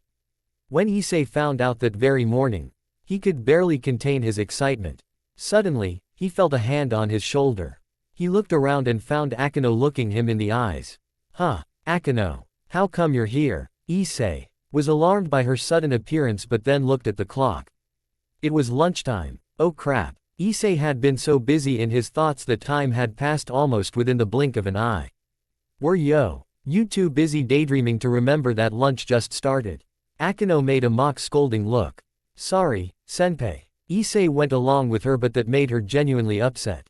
It's no. The girl said as she bent over, giving Issei a good look at her gifted bosom as they bounced. Oh goodness, they bounce. Issei noted in his mind but his face remained composed. Once more, he mentally slapped himself for being a perv. Oh okay, Akino. Issei backed away as she got closer to him. Hearing him call her by her first name without honorifics always made her happy. It made sense, seeing as how it showed how close they were. Come on, let's go have lunch. Akino grabbed Issei's wrist as she led him up to the school roof. When several people saw her behaving this way, they questioned the change in her characteristics. Normally, Akino was graceful and calm, but ever since the day started, she was more energetic, beaming happy radiance so brightly that it could have blinded the unshielded eye. After sitting down on a bench, the two began to converse as they ate. Uncle Azazel told me this morning that Valley's coming back from her training in 2 or 3 months. He said that she's moving here to Kuo to study like a normal girl. Apparently she told him that she wanted to experience human life. I don't know where she's going to stay, though, Issei informed Akino, whose expression had gained reasonable cheer. After Issei explained that Valley had gone on to travel the world, Akino gained a bit more understanding as to why Valley hadn't found her either. By the way, Akino, where are you living now? Is Rias giving you a place to stay? Quote, yes, she's given me an apartment. It's rather comfortable. Perhaps you should come to visit sometime. Akino offered in a friendly fashion. Also, Issei, do you mind if I come over sometime? Akino couldn't resist asking. This instantly caught Issei's attention. Of course, feel free to drop by whenever you want, he said warmly. He started fishing into his pocket, taking out a key. Akino gasped to herself. They were moving so quickly. Here's a spare key to my house. If there's anything you need or just want to talk, then let yourself in. Issei grinned. He swore that no matter what, this time he'd keep his promise to Akino. Akino wanted to jump for joy but poised herself. Since when was she one to get excited about such a thing? Thank you, Issei. I'll see you after school at the clubroom. Akino then got up and left as the end bell for lunch came. Eventually, the time came and Issei found himself outside of the ORC clubroom again. Knocking on the door, he heard the voice of the crimson-haired princess. Come in. Opening the door, Issei saw the entire orc waiting for him. He saw Rias, Kiba, and Kaneko sitting. Welcome, Issei. Akino delightfully smiled as she led him inside. Everyone in the room looked at them in surprise when they saw the Queen of the Grimoire peerage become bubbly. Please have a seat. I'll be right back. Akino smiled at him sweetly as she entered another room to prepare tea and snacks. Rias smiled in relief when she noticed Akino's happy mood. Rias feared that something bad was going to happen when she told Akino of Issei's desire to meet her. When she saw her queen again, she was acting as very differently. Whoever this guy is, it seems like he's not a bad guy, if Akino is so happy around him. Rias looked at Issei as he sat quietly. She'd ruled out foul play since she'd kept an eye on Issei whenever he was on campus. After Akino brought out beverages and snacks, she immediately sat next to her childhood friend. Surprising everyone else again. Now then, let's get to business. Issei, would you like to join the occult research club? Rias didn't show it, but she considered him as a peerage candidate. Dragons were strong and were largely resistant to many forms of magic, something that she would need in the near future. Issei was taken aback by her offer. He had never expected her to offer him a place in her circle so easily so soon. Then again, he knew of the Devil's peerage system, so he suspected that she wanted him to be in her peerage. Thankfully, he hadn't revealed his identity as the Red Dragon Emperor. Though he hoped that Akino hadn't said anything about it either. There was also the fact that Akino must have wanted him to be in there. To be honest, he wanted to join too, so that he could spend more time with her. He had missed her terribly ever since he thought that she died, so this was a chance that he couldn't pass up. However, he had to make one thing clear. Must make one condition clear before we continue first, Ms. Rias. Issei looked at her seriously with piercing eyes. Rias looked at him and waited for his words. I know of the Devil's reincarnation system, aka the peerage system. I must make it clear now that I cannot join your peerage. I swore an oath and I must keep it. Issei looked at her apologetically, though she relented and nodded at him. Very well. Still, you are free to join the club if you want.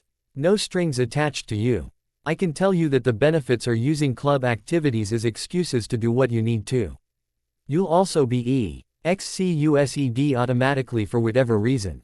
On the other side, if you do something that reflects badly on the club, you'll have to face consequences. Deal. Rias made a bitter smile, but she respected his wishes. Issei knew that he would get strung along if Rias had him in her peerage. He didn't want to be tied to a faction for life in such a way. Issei had also stopped being an agent of Grigori as a precaution. Azazel understood and wholeheartedly supported him. He was still his legal guardian, so there wasn't much change in their connection. This meant that he was a freelancer, if he were to be described. Okay. I'll join, but what does the club do, exactly? Issei decided that if there was going to be a cover, then he'd need substance to sustain it. We mostly use real ghosts and monsters to create reports and articles that would be plausible to humans.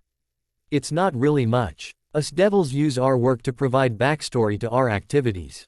Around once every few weeks or a month, you to submit a report on the supernatural. Other than that, there's nothing much to do. Rias spoke before sipping some tea.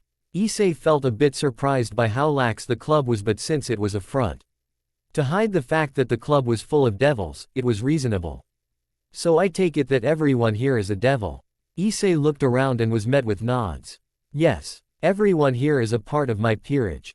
Rias admitted calmly. I see. Issei guessed that Rias was still scouting for potential peerage members. May I ask who is what piece?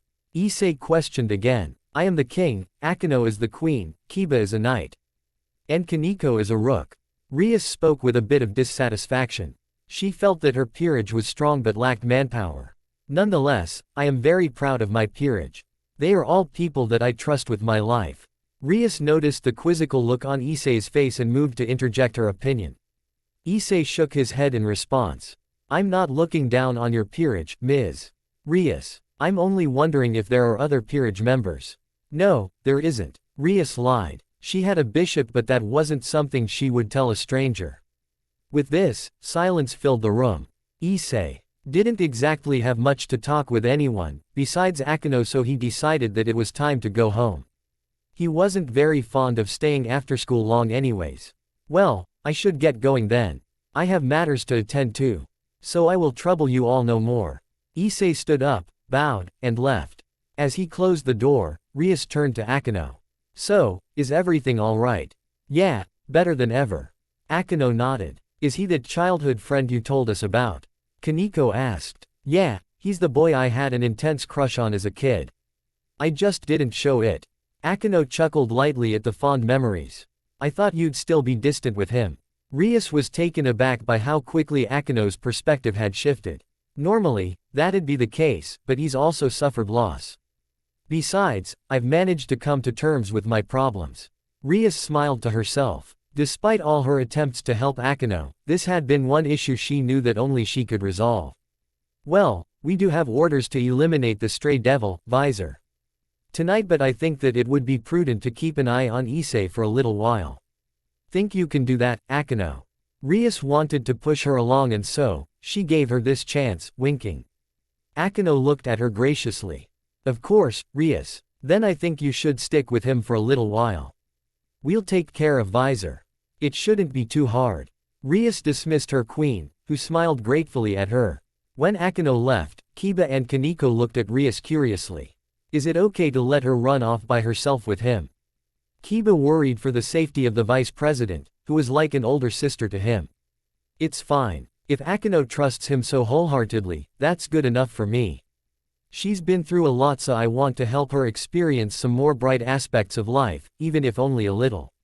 Besides, I had Sona take a look into his background. Rias looked at her cup of tea. Outside, Issei was making his way home until he saw someone standing in his path. It was a young, teenage woman. She had long, free, raven black hair, violet eyes, and a gifted bust, though they weren't as large as Akino's. She's a fallen angel. I can sense her species aura. I wonder if she's stationed around here. Normally, Azazel would have let me know if he had posted anyone here, though. Maybe she's a rogue. Issei made sure to avoid looking at her directly, only taking discreet glances. Did he notice that she was staring at him, albeit with a mesmerized expression? He also noticed the faint blush on her face, making him uncomfortable. He tried to act normal, but he failed to ignore her as she called out to him. You're Issei Hyodo, right? She turned to him with a nervous expression. Issei turned to her and sized her up, trying to determine if she was an enemy. Woo-ah, she's got a really attractive figure.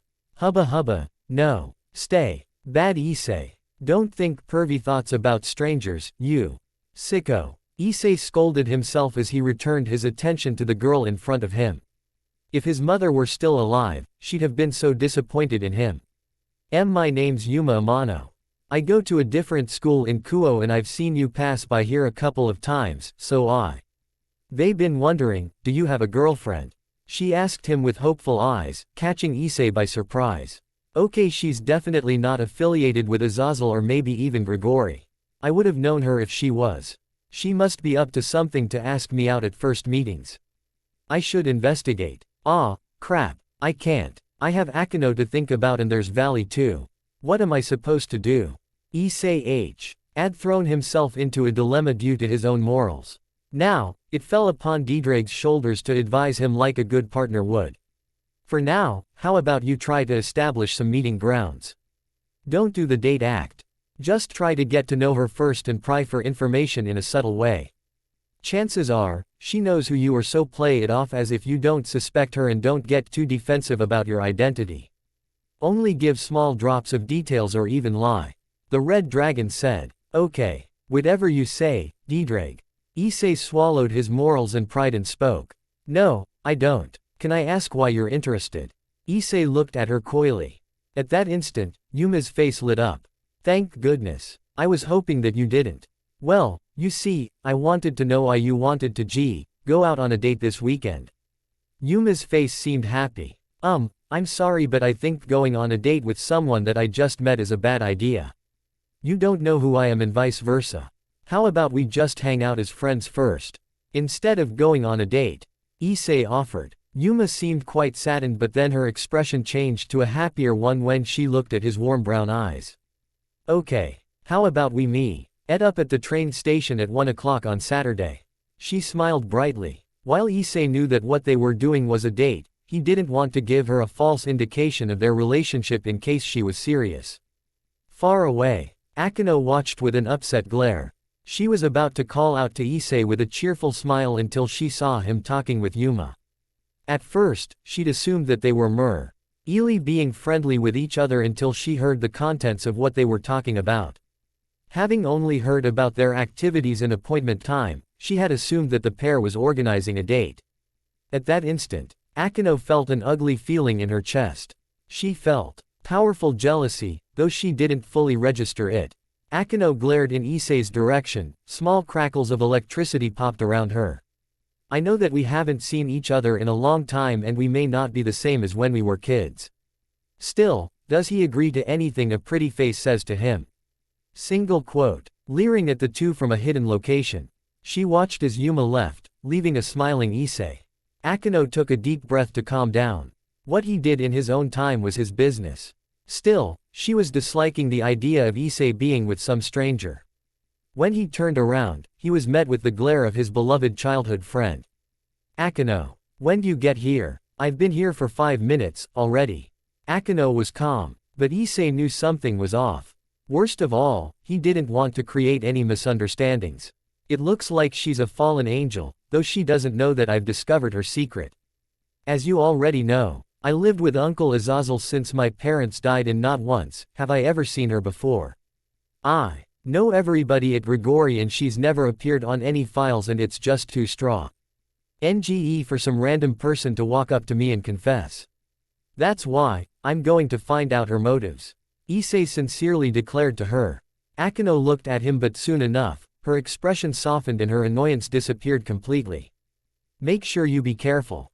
Should I tag along? She offered. If her friend was in trouble, she wanted to be there to help. I should be okay. I may not look like it, but I've had my fair share of fights. Besides, I don't want to cause any problems with Rias if I'm hogging you all the time. It then dawned on Akino that that thin line of protocols and alignment was hampering them. I see, then. Good luck, tomorrow. If you think something's wrong, then don't wait to tell me. Akino gently patted his shoulder before leaving. The rest of the school week, things were the same as usual. Akino was being bright and cheerful around Issei. That only spawned more rumors, something neither could confirm nor deny. Issei still had no idea how Akino felt, nor did he know that she had overheard him on the rooftop with Diedrag. Finally, the day that Issei would receive answers, had come. Dressing himself in a red shirt and black jacket with white pants and black shoes, Issei waited for Yuma at the train station. At exactly 1 o'clock, the stunning beauty arrived. When Issei laid eyes upon her, he was astounded by her. She was wearing a lilac button-up shirt with a black miniskirt and black shoes, with a purple bag in her hands. I hope you didn't have to wait long. She looked at Issei with nervous eyes. Shaking himself out of his stupor, he shook his head. No, I didn't, Issei replied. So where did you want to go? The raven-haired girl asked enthusiastically. Anywhere you want. If you're not sure, I have a few suggestions. The two then proceeded to go to the shopping district to look at the different stores. At a particular clothing store, Issei had noted that 3 presences were following him. Not wanting to set anyone off, he played oblivious. Suddenly, he felt a tap on his shoulder. He turned around and found Yuma in a black one-piece dress that reached her knees. There were also frilly silver decorations lining the attire. How do I look? She looked at him with a hopeful look. Beautiful, Issei sincerely admitted, making Yuma blush in excitement. After trying on several more outfits, Yuma was ready to pay. When Issei and her stood at the register, Issei dropped a coin. Yuma, you dropped a coin. Issei pointed at it, causing the young lady to look away as the young lad pulled out his debit card. Oops, thanks for spotting that, Issei. She responded as she bent on her knees to add it. At that instant, Issei swiped his debit card and completed the payment. Thank you for shopping with us. The cashier bowed as Rainer shot around in surprise. Issei, why you didn't have to do that? She sputtered. It's fine. Come on, let's go to another place, Issei said as he took her bags and walked out with her. Subconsciously, Diedrag laughed at his partner. You said not to treat this like a date, but you're acting like a boyfriend.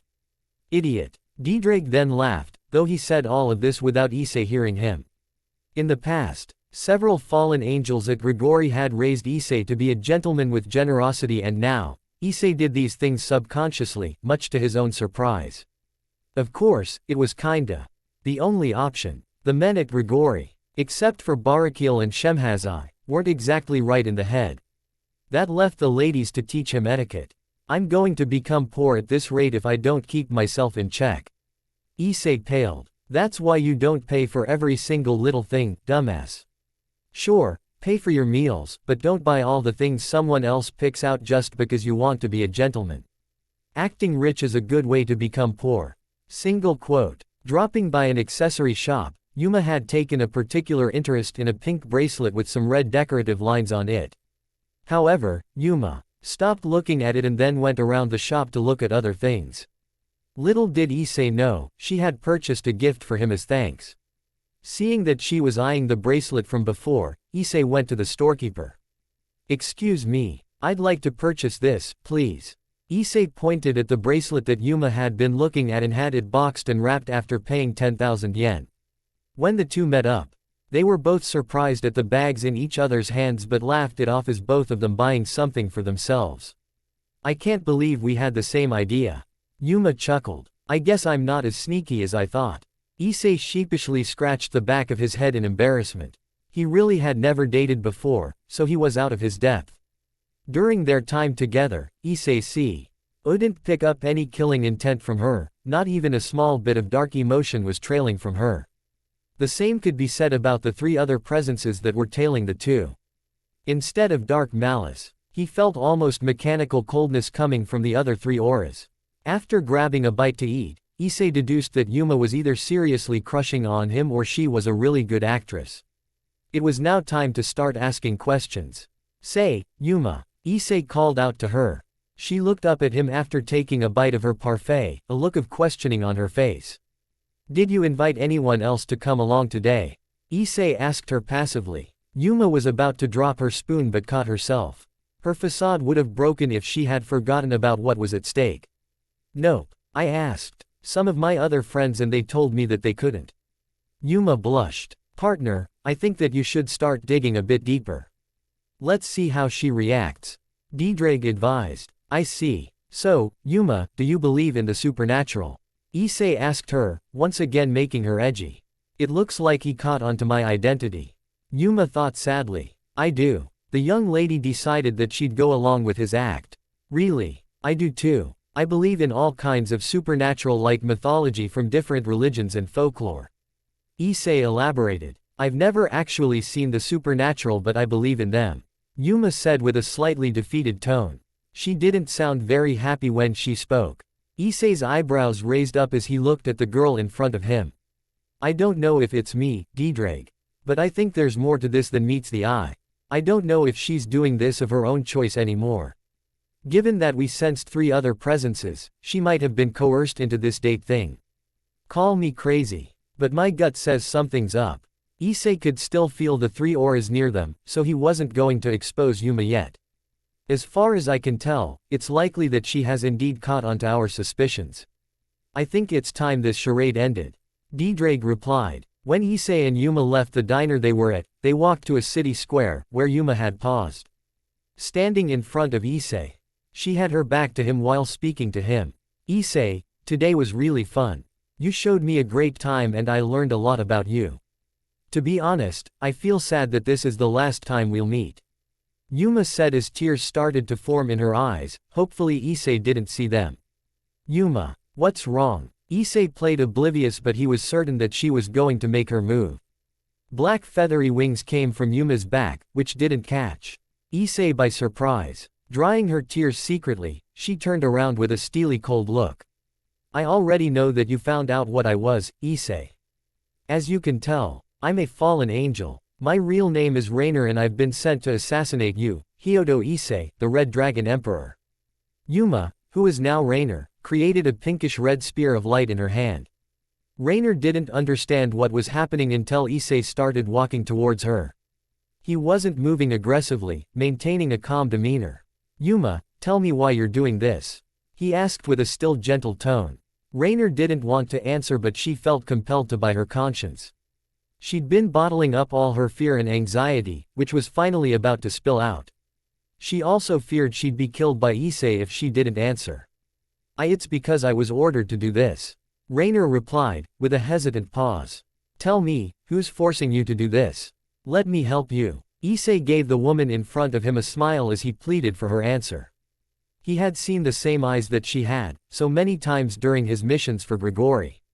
He had undertaken tasks that had him deal with people who were being forced and coerced into doing things they didn't want to. Rainer's eyes widened in surprise when he deduced her problem. Nobody is forcing me to do anything. I merely undertook this contract to kill you. Nothing more, nothing less. Rainer shouted. Then you're telling me that you're willingly going to kill me as part of your contract. Issei crossed his arms. His words hit her like a truck. Her conscience had been screaming for her to not go through with this. She didn't want to kill any innocents, let alone total strangers. The whole time she was with him, he was nothing but sweet and caring. A treatment that she only received from 3 other people. Yes, I am. Rainer stepped back. She could feel her hand shaking, frosty shivers running down her back.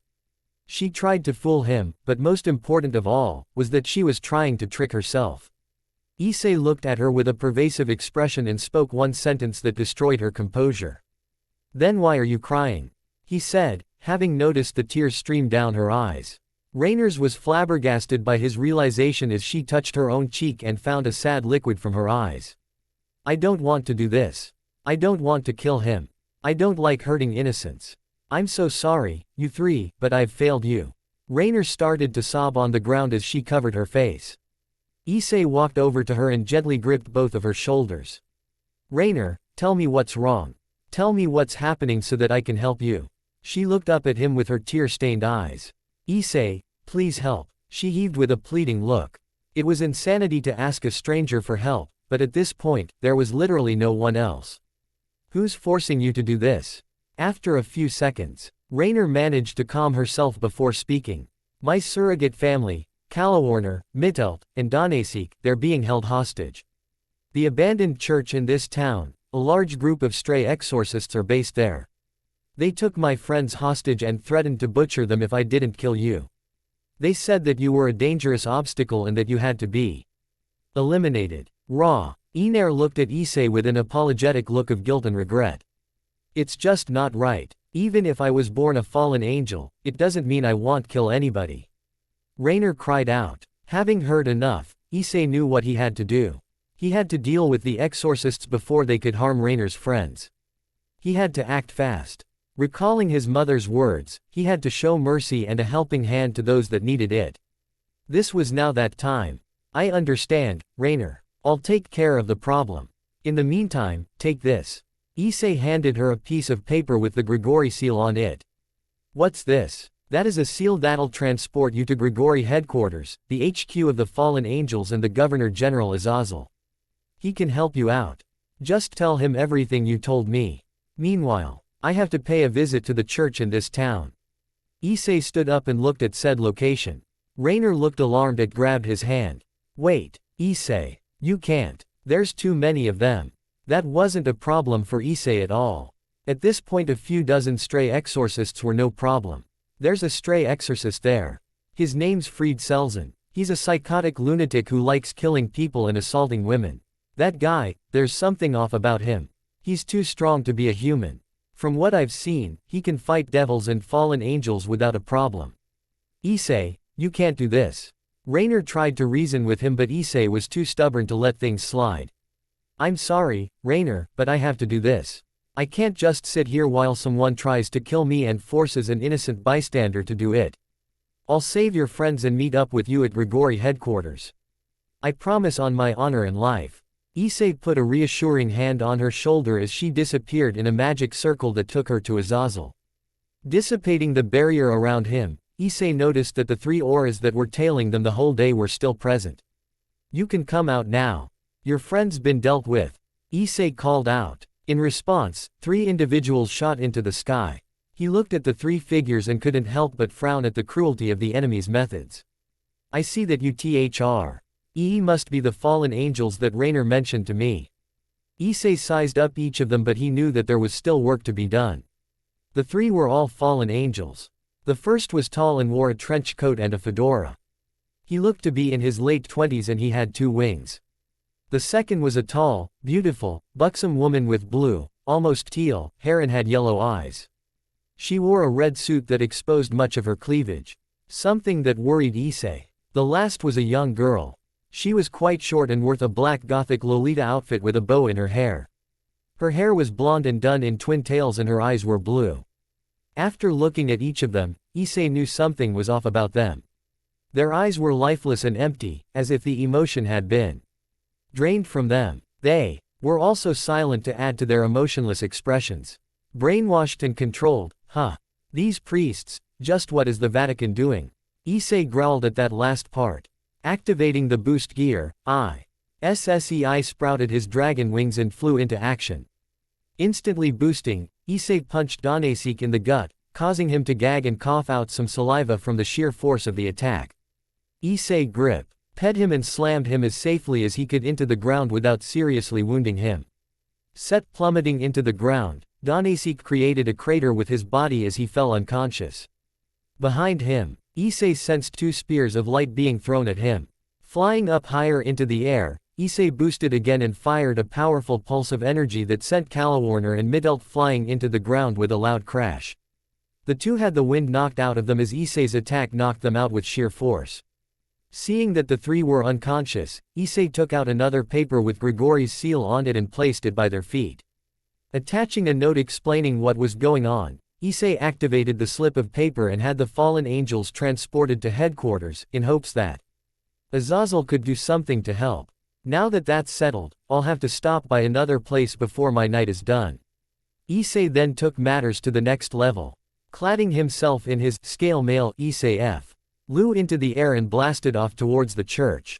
Blasting through the roof, he descended like a red meteor of metal, startling all of the priests present with his sudden maneuver. Sending 3 brainwashed fallen angels after me was a bit stupid, especially because they were hostages. Just how dumb are all of you? Issei taunted them, infuriating them. Boost. Diedrag's voice called out. Little did many know. Whenever Diedrag said, boost, the amount of charges were never specified, meaning Issei could control how many boosts were done with that one activation. It was thanks to his rigorous training that he had reached the point that he didn't have to boost only once every time the command was given. Having boosted 2 times with one command, Issei coated his armor in an aura to shield himself. They all reached into their robes and pulled out guns, with each of them firing at him.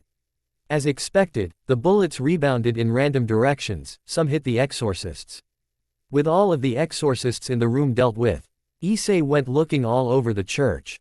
Issei, you've gone and gotten yourself into a real mess again. Shemhazai was exasperated as always, as he spoke from a magic circle.